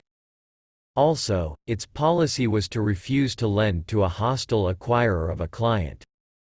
Chemical had loaned to some Revlon companies in Europe. Rohatyn, who says he was amazed at Chemical's participation, called Michael Blumenthal, then chairman of the Burroughs Corporation and a director of Chemical. Bergerac called Walter Shipley, Chemical's chairman. Rohatyn recalled, a number of Chemical directors, Andy Sigler of Business Roundtable probably the most vociferous, were very unhappy about the policy issue. But once the chief executive of ICER had made a decision, it was difficult to override, and there would have been legal liabilities. But there was lots of turmoil. Revlon made some headway in persuading them to back out, added Andrew Brownstein, a partner at Wachtell Lipton who worked closely with Lipton on this deal, but the odds were long. Had the bank backed out, we believed it would have been a serious blow to them, Pantry Pride. FIRST. Because Drexel charges more for the money they lend than the bank would, and, second, because it lent credibility for Drexel's investors, to be able to say that a bank was getting up 1/4 of the money. After threatening suit, and even sending to Bank of ICELS a draft of the complaint, Revlon finally did sue Chemical, along with Pantry Pride and McAndrews and Forbes, in federal district court in Delaware, about 1 week after Perelman had announced his intention to launch a hostile tender at $47.50 per share, on August 19. Not named in the Revlon suit was Drexel, a decision Lipton made because of his prior representation of Drexel in its internecine battle with its Belgian shareholders in 1984. The Revlon suit marked one of the rare instances in a hostile deal in which a bank was joined as a defendant. Revlon charged, FIRST, that Chemical was a bidder for Revlon and had failed to make the disclosures required of one, and, second, that the bank was in violation of the margin rules set by the Federal Reserve which govern loans made on stock purchases. The claims of margin violation, made against both Chemical Bank and Pantry Pride, were potential showstoppers, said Michael Mitchell, a Skadden, Arps partner who was one of the litigators on the Pantry Pride team. Essentially, Revlon was arguing that the loans made to Pantry Pride should be subject to the margin rules set by the Federal Reserve, because Pantry Pride's junk bond offerings and its chemical loan were all indirectly secured by Revlon stock. The maximum loan value of any margin stock is 50% of the current market value of that stock. And, Revlon was arguing, Pantry Pride's loans taken together, for $2.10 billion, far exceeded the maximum loan value of Revlon stock, with its current market value of $1.95 billion. The only other time in the junk bond wars that a target had raised this margin violation argument was in the Unocal battle against T. Boone Pickens, where it was raised not in the courts but with the Federal Reserve. Unocal and Pickens settled, however, before the Fed considered Unocal's petition. The rest of the Revlon lawsuit centered on alleged disclosure violations by Pantry Pride and attempted to strike at the inner workings of Milken's machine. Revlon charged that when Pantry Pride did its $750 million blind pool public offering in early July, Perelman and Drexel in fact had known that the money was in substantial part to be used for the Revlon bid but had not disclosed that in the offering prospectus. However, Revlon alleged, Drexel and Pantry Pride were not wholly chary with this information, disclosing to certain prospective bond buyers pro forma Revlon Pantry Pride financial statements, to convince them that the debt could be repaid. Moreover, Revlon charged that the prospectus failed to disclose that some $200 million of the $750 million that was raised was not for Pantry Pride's needs but for Drexel's, to enable it to sell off some of its junk bond inventory. Perelman testified that while he had been looking at Revlon, among other corporations, as a possible acquisition since as early as February or March 1985, he did not decide on it until about the second week in August. In an interview, Howard Gittes pointed to their interest in July in another acquisition, a Florida thrift, as evidence that they had not yet decided on Revlon. That thrift, however, would have cost only $50 million, hardly enough to warrant $750 million in the junk bond offering, and hardly a substitute for the Revlon acquisition. Indeed, Fred Sullivan said that, one, acquisition, had nothing to do with the other. The S&L was a money leverage deal, a way to get cheap capital. One Revlon source said that he was told by two top executives of two investment banking firms that the Revlon Pantry Pride pro formas had been shown to prospective junk bond buyers. But when the Wachtell, Lipton litigators took the depositions of more than 20 of these buyers, many of them loyal members of the inner circle, like Fred Carr, Nelson Peltz and Samuel Belzberg, they found none who testified that he had been told that the target was Revlon. Rohatyn remains convinced that the Wachtell lawyers just got stonewalled, and that there was a disclosure violation. Perelman came to Bergerac in June and said he wanted to take over Revlon. He said he was about to go out and raise about $400 million. He went out and raised the $750 million and came back for the company. It doesn't take a genius to figure out what was happening. One whose deposition was not taken was Ralph Papito, the tough-talking chairman of Nortec, a mini-conglomerate based in Providence, Rhode Island. Papito, who describes himself as one of Drexel's top-level clients, said that Milken has raised $600 million for him since 1983, and that he, in turn, has invested in Drexel's megadeals. In GAF's bid for Union Carbide, for example, Papito said, he committed to buy $50 million of bonds, and had to make that decision in 24 hours. I call this a renaissance, Papito declared. In the old days of J.P. Morgan, it would have taken 4 months, at least, to raise that kind of money, and you would have had reams of paper. But it's really not that complicated. We do it with just a term sheet. We're all pretty savvy. And it's 100,000% trust. Knowing Mike, if he tells me something's good, I tend to believe in it. In June 1985, Drexel raised $300 million for Nortec, for acquisition or other corporate purposes. Papito said he had only planned to raise $150 million. But it was so easy.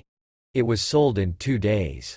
They forced us, he said with a laugh, to $200 million, then $250 million, then $300 million.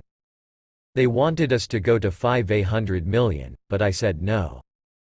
It was a far cry from the early days, when Milken used to raise $25 million or $50 million for a company that wanted to expand and couldn't get that kind of bank financing. Now it was more a matter of Milken saying to his customers, "Here, want $300 million?" And they're replying, "Sure, why not?" While Papito did not know exactly what he would do with that money, Milken was not at a loss for ideas. In July, Papito bought $10 million of preferred stock in Pantry Pride's blind pool public offering. You buy people in this business. Perelman's a pretty savvy guy, says Papito. And Pantry Pride had that big tax loss carry forward. Did he know the money was for Revlon? Orally, they tell you things, Papito replied. They say it's Revlon. They don't say in writing what they're going to do with the money, but orally. Revlon's claim that Pantry Pride and Drexel failed to disclose that at least $200 million of the $750 million offering was for Drexel's needs was an attempt to highlight the Drexel daisy chain. Drexel raises money for one client, such as Nortec, which then buys the Pantry Pride offering, and Pantry Pride then buys the securities of other clients, and so forth. If the issuer understands at the time of his offering that he will pay the piper by buying other junk bonds, this ought to be disclosed in the prospectus. To Revlon's allegation, Perelman's response was simply that after getting the money he had decided to invest some of the proceeds from the offering, about $350 million, in fact, in other Drexel underwritten junk bonds, in order to make up his carrying cost, of about 14.5%. According to Giddis, they had told many investment banking firms that they were in the market for junk bonds, but only Drexel had available the quantity that they wanted. We started hearing that others were trying to buy them from Drexel, to sell to us. Giddis also points out that they brought in an independent consultant to recommend to them which bonds to buy. That consultant was Mark Shankman, one of Milken's FI-RST recruits into this market. Shankman had recently left his job at First Investors and was about to start Shankman Capital Management, in which one of Drexel's managing directors, the London-based Albert Fuss, would own 24%. Not surprisingly, Shankman recommended Drexel bonds, original issues for other deals, he says, though he declines to name them. We talked to Merrill Lynch and Solomon, Shankman said, but they didn't have the size. I told them we needed bonds in quantities of $10 million, $15 million, $20 million. They, Solomon, for example, wanted to sell us oil paper, debt issued by oil companies, and we didn't want that. Shankman said Perelman and Giddis wanted new issues, as opposed to bonds in the secondary market, because the new issues would have greater liquidity. Pantry Pride bought 10 to 12 different issues, with interest rates close to that on Pantry Pride's bonds, in blocks of roughly $15 minus 20 million, bigger and therefore riskier than Shankman recommended. These were sold when the Revlon deal went through. Pantry Pride had FI led with the SEC for only $350 million, back in June. But after Perelman and Giddis went on their roadshow, also in June, visiting 10 cities in as many days, there was much greater demand. Ronnie was in Paris, and Milken kept calling me and saying he could sell 400 FTY million dollars, then 500 FTY million, then 600 FTY million, Giddis recalled, echoing Papito. Finally, at 700 FTY million, we decided to stop. By 1985, it was increasingly more usual than not for Drexel clients to take down much more than what they initially FI led for, and, by deduction, much more than they had thought they needed. Shankman asserted, Drexel, more than anybody else, always FI less for less than they think they're going to do. It's a trick of the trade. First, it shows the company how great they are. And, second, the buyers think the company must be in really great shape to have so many more orders. Shankman added that, as a buyer, he does not like it when an issue doubles in size over its FI Ling FI Ger. Then there are no new buyers afterward, if you want to get out. And the fact that it can double doesn't mean that the deal is great, it's just because there is so much money burning holes in people's pockets. By mid-September, all of Revlon's claims in the federal litigation had failed, and the locus of signify can't court action in this battle would move to the Delaware state courts. Revlon's lawyers were unable to find any evidence that prospective bond buyers had been told the target was Revlon. Despite the fact that Pantry Pride in Discovery produced documents that showed they were analyzing the Revlon acquisition, code-named Nicole, for Donald Drapkin's 18-month-old, from at least April, and that in late June there was a memo on the Nicole deal that stated, purchase price, $47.50 per share. The district court judge found credible Pantry Pride's position that no decision had been made on Revlon until early August. On the alleged margin violations, the court essentially deferred to the Federal Reserve, which would in fact take some action some months later, when the Pantry Pride Revlon drama was history. Another allegation which Revlon made in its complaint, that Pantry Pride and Drexel had selectively tipped certain arbitrageurs before the offer became public, so as to move large amounts of the company's stock into the hands of those arbs, who would then warehouse it for them, was also never proven. In the last 5 trading days before the Pantry Pride offer, an average of 1,258,800 shares of Revlon common stock per day traded hands, as compared to 283,760 per day in the preceding 5 trading days. As Wach tells, Brownstein said, the whole shareholder base of the company had changed before anything had happened publicly. Revlon's advisors, however, never banked on the federal litigation to defeat Perelman. Nor did they view the poison pill, an anti-takeover device instituted just before Pantry Pride Phi RST announced its hostile tender, as more than a buyer of time. It was with their major corporate maneuver that they expected to stop Pantry Pride in its tracks. An offer to exchange 10 million common shares for a package of notes and preferred stock valued at $57.50, thus exchanging about 1/4 of the company's equity for debt.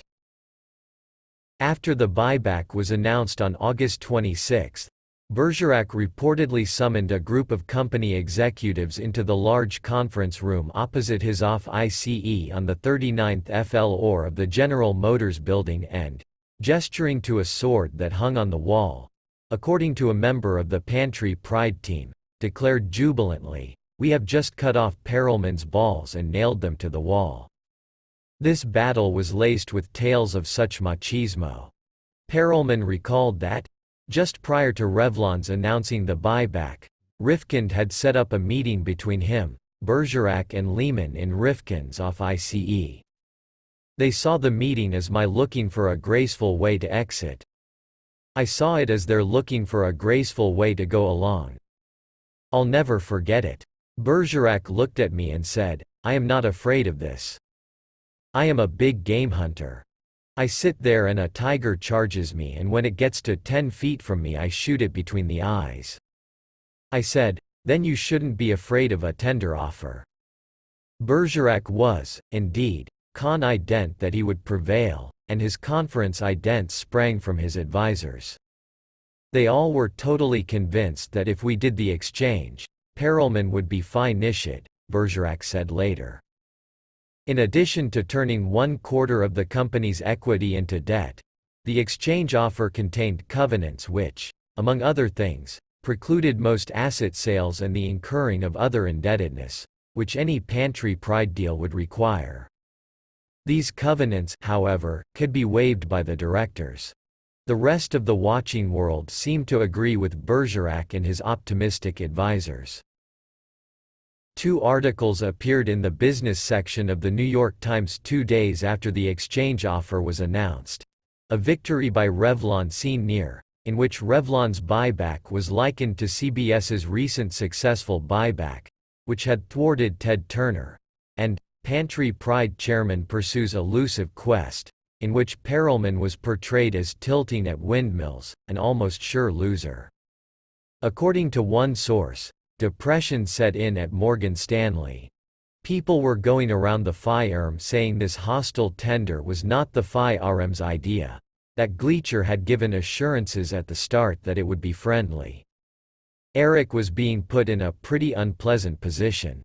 For nearly 2 weeks, Brownstein recalled, Perelman looked like he was dead in the water. All through the period of the exchange offer, he did nothing. Then, on September 16, 4 days after the conclusion of the exchange offer, Pantry Pride came back with a $42 bid, the equivalent of its $47.50 bid with the debt that Revlon's exchange offer had incurred factored in. This bid was not conditioned, as the FIRST offer had been, on the redemption or invalidation of the poison pill, but was conditioned on 90% of the stocks being tendered, so as to diminish the pill's impact. But the real point of this offer, qualify cations and all, was that Perelman was still coming. Perelman's initial offer, rather surprisingly, had stated that the $725 million from junk bonds would be raised in the public market. This set Revlon apart from most of the buyouts and the few hostiles that Drexel had backed, where the debt was raised, or commitments were made, in a private placement. These had the advantage of speed. While a private placement can be completed within 20 days, Public offerings take as long as 45 to 60 days to complete. And since public offerings have to be registered with the SEC, they can be held up even longer by regulators' objections.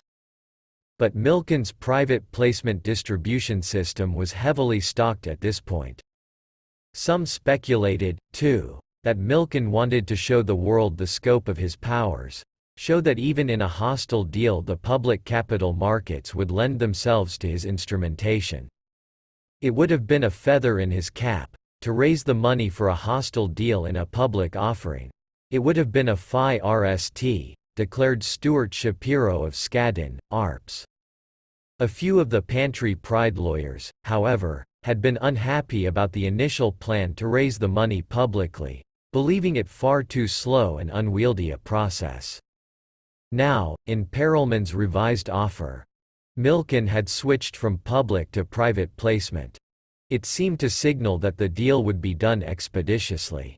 The Revlon advisors and directors now resigned themselves to the fact that the company would not remain independent. They began to consider either finding a white knight or liquidating the company, doing something similar to what Perelman wanted to do, but giving the premium to the shareholders instead of allowing it to fall to him. Meanwhile, in Pantry Pride's war room, Perelman's off ICE on the second floor of his McAndrews townhouse, an elaborate sitting room with several large pieces of sculpture and with a Modigliani and a Leger on the walls, there was anxiety. The team frequently repaired to Perelman's haunt, the famous Le Cirque restaurant 2 blocks away, which one participant referred to as our cafeteria. Don Engel tried to ease the tension, likening this contest to the color wars at Camp Wanaki, where he and Drapkin had been campers, and telling Perelman, the blue team will win. Perelman and Drapkin walked around the block, debating the merits of raising the bid. Perelman's new wife, Claudia Cohen, formerly a gossip columnist for the New York Post, was now a television entertainment reporter. Whatever else was happening, the group, led by Perelman, gathered in front of the TV set to watch her morning program. Perelman, who is about 5'5", would sometimes make Drexel investment banker Paul Abacassis take off his shoes and stand back to back with him, and then summon one of his executives and demand to be told who was the taller. As such pastime suggest, the Pantry Pride team was feeling stymied. True, Perelman could afford to wait it out. He was not at risk of losing more than his fees and carrying costs.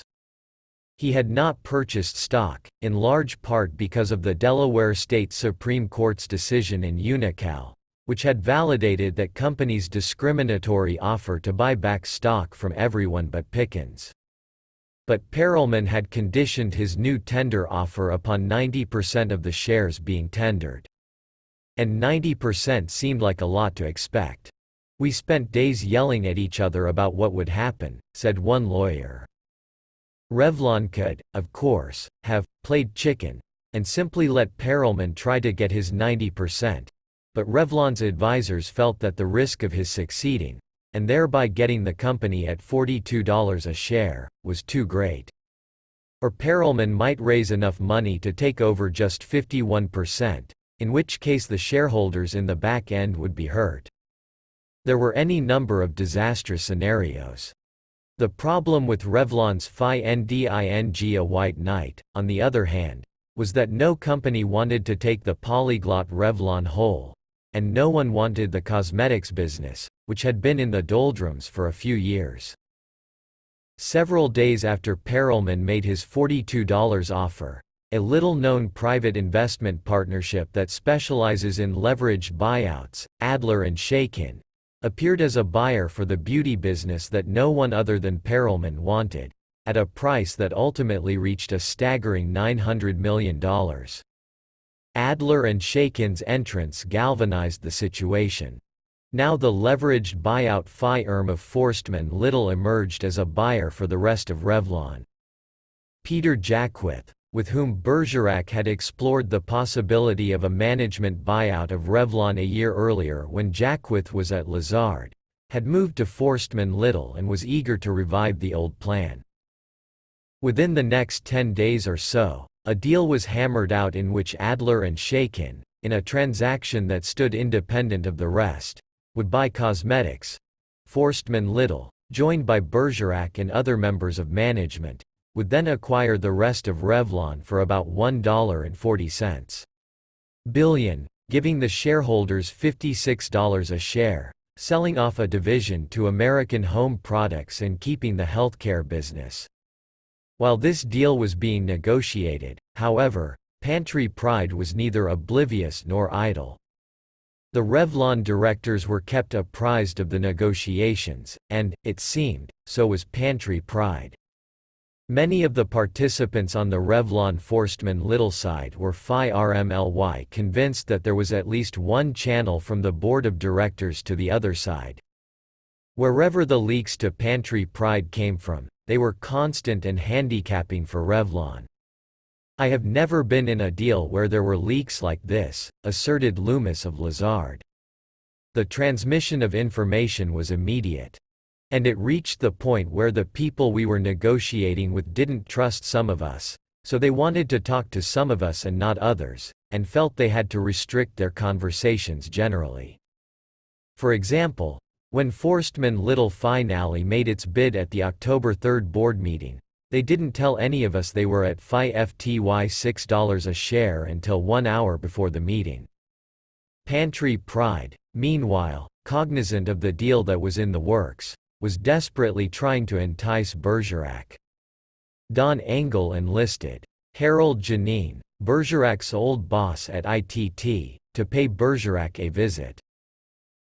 Janine, on behalf of Pantry Pride, offered to give Bergerac his parachute, as Perelman had offered before, to give him a second one, which he would be able to cash in 2 years, and then to sell him a division, one of the health divisions of his choice, at a favorable price, and finance it for him. "He didn't spell out favorable price, but these things are understood," said Bergerac. So the package they were offering came to close to $100 million. Bergerac's account of Janine's offer was conference IRMED by a Perelman advisor, though flatly denied by both Perelman and his lawyer, Drapkin. Bergerac's continued rejection of all financial enticement, however, was mystifying to Perelman and his advisors. One went so far as to call it irrational. "Some people think that for $100 million you have to be crazy not to accept," Bergerac acknowledged. "But I chose to fight these characters because I found them to be undesirable." After Janine's failed visit, Robert Greenhill of Morgan Stanley, the firm that was playing handmaiden to Drexel in this deal, tried the emissary role. "I remember Greenhill saying he could swing it, he'd go see Michel," scoffed one Perelman team member. "If anything, he made it worse." So in order to combat Forstmann Little, Pantry Pride had no choice but to give more money to the shareholders. On September 27 it raised its bid from $42 to $50, and then, on October 1, to $53. Stuart Shapiro of the Pantry Pride legal team remembered, "We were all standing around that afternoon. We knew they were going to have the board meeting at 6 p.m. and we'd heard all these rumors. We'd heard Forstmann Little was coming in at FTY2. So in an hour and a half we convinced each other we should go up another $3 to FTY3. We drafted this letter, and since it was already 6 p.m. we needed somebody to bring it over.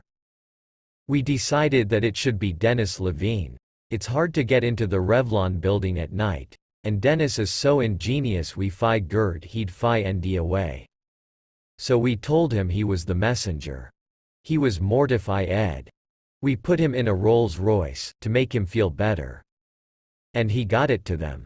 Shapiro said that in August they had not believed that the company had these values. But since then they had learned that the divestitures could bring prices several $100 million in excess of what they had estimated. And they had seen Philip Morris Companies Inc. buy General Foods Corporation for nearly $5.80 billion, and Procter & Gamble pay $1.55 billion for Richardson Vicks, Inc., showing that established, big-name consumer products companies were worth much more than Wall Street analysts had thought just a few weeks earlier. From the start, some of Perelman's advisors thought he was overpaying at 47 FTY, Shapiro said. But Perelman's view was always that everyone else was being too conservative in their valuations, and that the assets were going to be worth much more. Told by Bergerac that a management buyout at a superior price was in the works, the board made no decision on Pantry Pride's $53 offer. 2 days later it met again and voted for the management buyout with Forstmann Little at $56 a share. Bergerac's parachute would be triggered, and he would invest it in the deal. Management would have 25% of the equity. There was no lock-up, an agreement which so favors one bidder that it makes the acquisition of the target by any other bidder uneconomic, given to guard against any other bidder. But there was a provision promising Forstmann Little a bust-up fee of $25 million if it was topped by another bidder. That was on Thursday, October 3. Finally, after close to 2 months of running the emotional gamut, Revlon's advisors breathed a sigh of relief. The Forstmann Little Adler and Shakin deal had been extremely complex, and those involved had doubted that they would succeed in putting it together with the speed that was required. But, in just 10 days, they had done it. And while the company would be broken up, they had, this time for sure, they believed, escaped the unsavory Perelman. The following Monday, Pantry Pride was back, with a $56.25 offer. And within 48 hours, by Wednesday, Drexel had obtained commitments for $350 million of the next $700 million and announced it was, highly conference ident, of obtaining the remaining $350 million. Perelman paid a little more than $5 million in commitment fees. On Wednesday, Arthur Lehman, who had always been more open to the idea of negotiating with Perelman than his two co-defenders, Lipton and Rohatyn, and who had, after all, attempted to broker the deal at its inception in June, instigated a meeting between Bergerac, Theodore Forstmann, and Perelman, in an attempt to work out a three-way solution. At around midnight on October 9, Perelman and his entourage arrived, for the FI-RST time, in Revlon's gilded, Rococo foyer on the 39th floor of the General Motors building. "I'll never forget those 20 or 30 guys coming off the elevators," recalled Bergerac. "All short, bald, with big cigars. It was incredible. If Central Casting had had to produce 30 guys like that, they couldn't do it. They looked like they were in a grade D movie that took place in Mississippi or Louisiana, about guys fighting elections in a back room." "What a scene," Lehman concurred. "All the Drexels were in one room. These guys with their feet up on Michel's tables, spilling their cigar ashes onto his rugs." For their part, Perelman's group thought little of Bergerac's decor. The animal heads from his safaris mounted on the walls, the elephant leg stools, the Abercrombie and Fitch-type murals of lions and tigers, the antique commode, throne-like, in Bergerac's private bathroom. As Drapkin commented, it was the tackiest. The three parties met, in various groupings, until 4 a.m. at the end. There was a deal on the table in which Perelman would take over the company and then sell one of the healthcare companies to Forstmann Little at a price that Forstmann now set, which Perelman would later claim was far too low. But Theodore Forstmann made clear that he would do it only if it was what Bergerac, who would run this one company, wanted, and by the next morning Bergerac said it was not.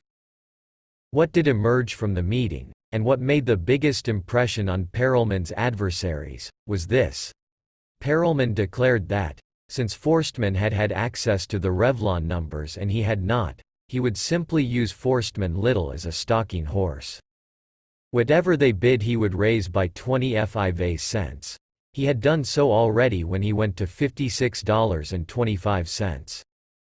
By that time, Lazard's Loomis asserted, Perelman had clearly changed his thesis, from seeing this as the deal of the century at 47 FTY, where he would sell the rest and keep cosmetics for free, to saying, anything Forstmann Little can do, I can better by a quarter. It may no longer have been a phenomenal deal, but there were his fees to pay, the interest on the money he'd raised, his reputation for efficacy as an acquirer. I'm convinced that if Forstmann Little had been at FTY9, he'd have gone to 60. He had to do this deal. Indeed, Perelman's debt service and dividend obligations on the $750 million of securities he had issued came to roughly $110 million annually. The Pantry Pride offering prospectus had made the disclaimer, which Drexel subsequently made boilerplate, that funds generated by the existing operations will not be sufficient to enable the company to meet those obligations. Perelman had invested about half of the approximately $730 million he had received from that offering, after paying Drexel its fees, in other high-interest paying junk bonds, but those were, of course, risky themselves. He could take a loss on the principal. The interest on the majority of the securities Pantry Pride had issued was slightly more than 14%. So, assuming for the moment the bank rate, which was 8%, Perelman had a negative carrying charge of about $40 million a year. And it was, of course, not a case of just losing that $40 million. How was Perelman to pay back the $750 million, which even in the never-never land that Drexel had created must come due someday? If Perelman did not get Revlon, he had to get something else. Fast. And it had to be a good and reasonably priced acquisition, something that was increasingly hard to find. And if such an acquisition was hostile, then, after more months of fees and carrying costs, it too might not work. And Perelman would be no longer just a tilter at windmills, but a loser. There was also the time and money already invested in the Revlon deal. Perelman owed roughly $20 million in lawyers' and investment bankers' fees. And he had just incurred the commitment fees of over $5 million for the $350 million he had taken down in the private placement. Beyond these practical considerations that impelled Perelman, his advisors say, was his urgent desire to do the deal. Echoing other Perelman associates, Fred Sullivan referred to Perelman's incredible tenacity. He was like a dog with a bone. He would not stop. I think if he'd had to bid $90 he would have done it. Drexel's Abacassis added, I don't know when Ronnie would have stopped. We were getting nervous. It was getting very thin. On the Revlon Forstmann Little side, Loomis was not alone in his assessment of Perelman's position. In just a week, Loomis and others had gone from believing that they had buried Perelman to seeing him as someone whom no bid would stop. Bergerac said, we really were tempted to go to 60 or 65, just to watch him do himself in, but then what would we have done if by some chance he let us have it? Swept along in the maelstrom, the Revlon advisors and directors had gone from their initial and justifiable position of ghting Perelman's lowball bid of $47.50 to seeking a way to thwart his making an ever higher bid. The dynamics of the deal had changed, but their animus for Perelman stayed constant and blinded them. One other element had been added to the scenario in this last week. When the board approved the buyout with Forstmann, Revlon had had to undo all the defensive measures it had instituted to ward off Pantry Pride. It had redeemed the poison pill and waived the debt covenants, imposed in the exchange offer, to allow Forstmann to leverage the transaction by borrowing on Revlon's assets. Now the price of the exchange offer notes, which had been issued August 26 and were intended to trade at par, face value, plummeted in reaction to the announced leverage buyout. The notes would no longer be as secure, since Revlon's capital structure would be laden with debt. According to an AFFI Davit Phi led by Rifkind, since our meeting of October 3, the notes had dropped to as low as $87, a decline of about $60 million below par. I was deluged with telephone calls from irate holders who had exchanged shares for 11.75% notes which they believed would be worth par, and who now saw a 13% erosion in the value of their notes. And on October 10 an article in the Wall Street Journal, entitled, "Some Revlon Investors Say Company's Moves Could Cost Them Millions of Dollars in Losses," stated that some angry bondholders were considering legal action. What Pantry Pride offered to do about the noteholders is not clear. Giddis wrote Revlon a letter on October 11 stating that Pantry Pride would pay the interest and the principal on the notes, in other words, nothing extra. But Drapkin Phi led an AFFI Davit in which he stated that he had told Lipton, in a phone conversation on October 10, that they were willing to satisfy Revlon's concern for the noteholders and that the issue should not block the deal. What was clear was what Forstmann Little was willing to do for the noteholders. It promised to exchange the old notes for new ones that would trade at par. It also agreed to raise its bid to $57.25, $1 higher than Perelman's. In exchange, it demanded a lock-up option, something that would in essence preclude a bid for Revlon by anyone else. If another acquirer obtained 40% of the stock, that would automatically trigger the right of Forstmann Little to buy two divisions, Vision Care and National Health Laboratories, for $525 million. That price, according to Lazard, was below fair market value. And in this new version of the Forstmann buyout, management would drop out as equity partners.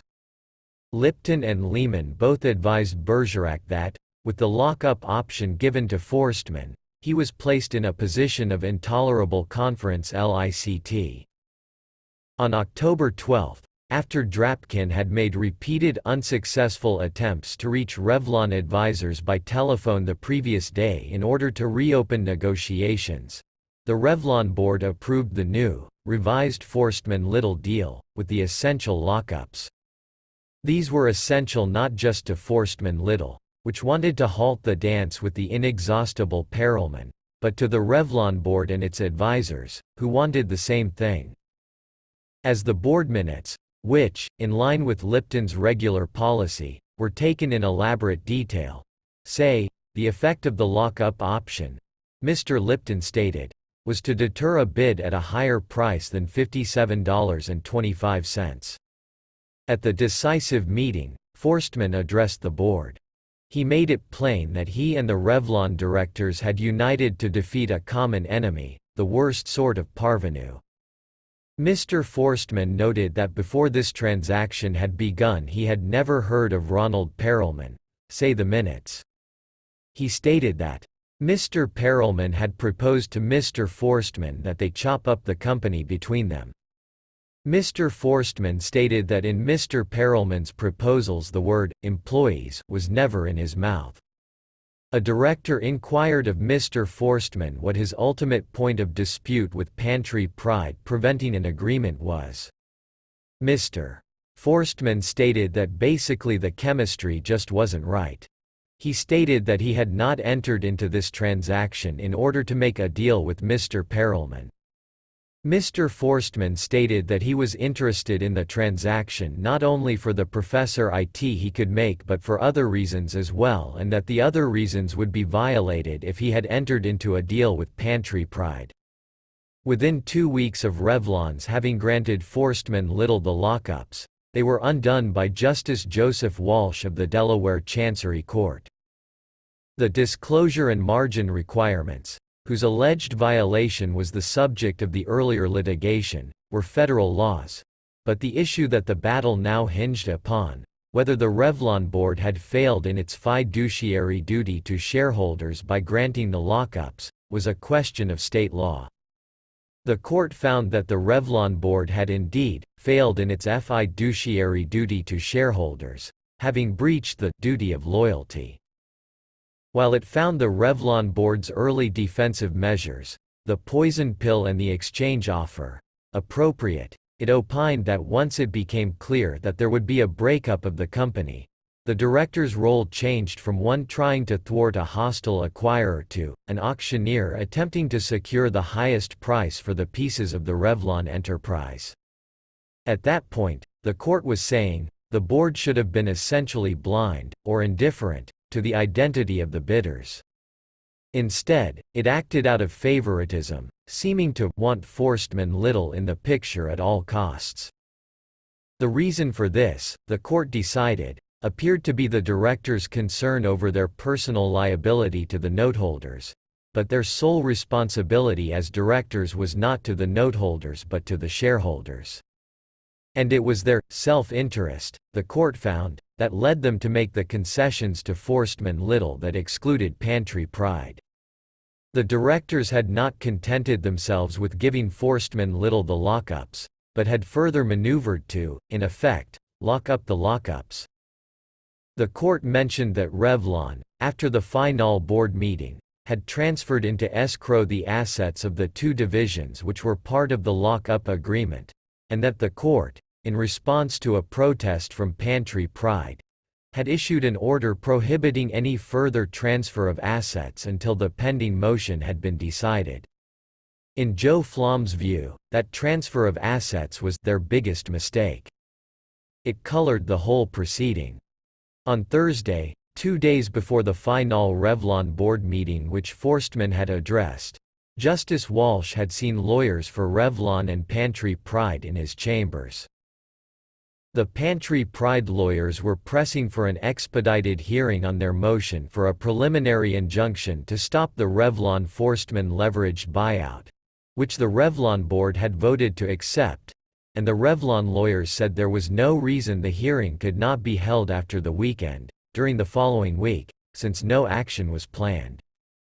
The Revlon board held its meeting on Saturday and granted the lockups. The following Monday, a bank holiday, Revlon and Forstmann Little managed to get the assets and the $25 million breakup fee transferred from manufacturers Hanover to Morgan Guaranty. When the outraged Pantry Pride lawyers appeared before the judge the next day, the judge, clearly angered, issued an order preventing any further transfer of assets. On November 1 the Delaware Supreme Court affirmed the lower court ruling, and the battle that had begun in August was finally over. The court commented, Forstmann was given every negotiating advantage that Pantry Pride had been denied: cooperation from management, access to financial data, and the exclusive opportunity to present merger proposals directly to the board of directors. Favoritism for a white knight to the total exclusion of a hostile bidder might be justifiable when the latter's offer adversely affects shareholder interests, but when bidders make relatively similar offers, or dissolution of the company becomes inevitable, the directors cannot fulfill their enhanced Unocal duties, a reference to the court decision in Unocal, where directors were given wide discretionary scope, by playing favorites with contending factions. The court also commented that after that initial June meeting between Perelman and Bergerac, all subsequent Pantry Pride overtures were rebuffed, perhaps in part based on Mr. Bergerac's strong personal antipathy to Mr. Perelman. That, of course, was the key, the overriding animus that Bergerac and the rest felt for Perelman and Pantry Pride, and the Drexels. It was not simply that the Revlon directors and advisors feared that Pantry Pride would not take care of the noteholders and so had turned to Forstmann Little. It was that they feared, more than anything, that Perelman would come back, offering more and more, with his limitless piles of lucre, and there would be no escape. The conquest of Revlon signaled the end of an era. Those who defended it were struggling to perpetuate a way of corporate life, plush, congenial and secure, unmenaced by anyone but perhaps another corporate giant, that had lost its capacity to prevail in the economic world. The junk bond marauders had won here, and if they had won here they could win anywhere. It had all happened so quickly that Revlon's advisors, when they spoke later about the company, sounded faintly archaic, unmistakably out of step with the times.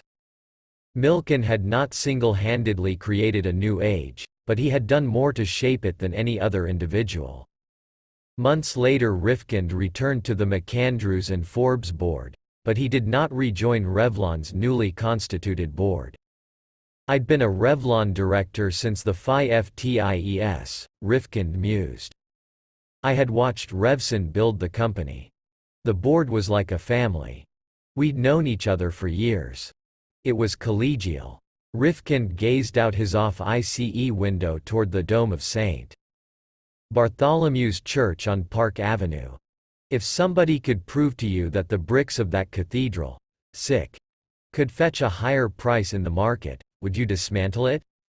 I know, today it is put 'em together, break 'em up, no cement anywhere." In the final days and the aftermath of the battle, Bergerac was pilloried in the press and ridiculed by Perelman and his followers, who painted him as the kind of corporate executive from whom shareholders need deliverance.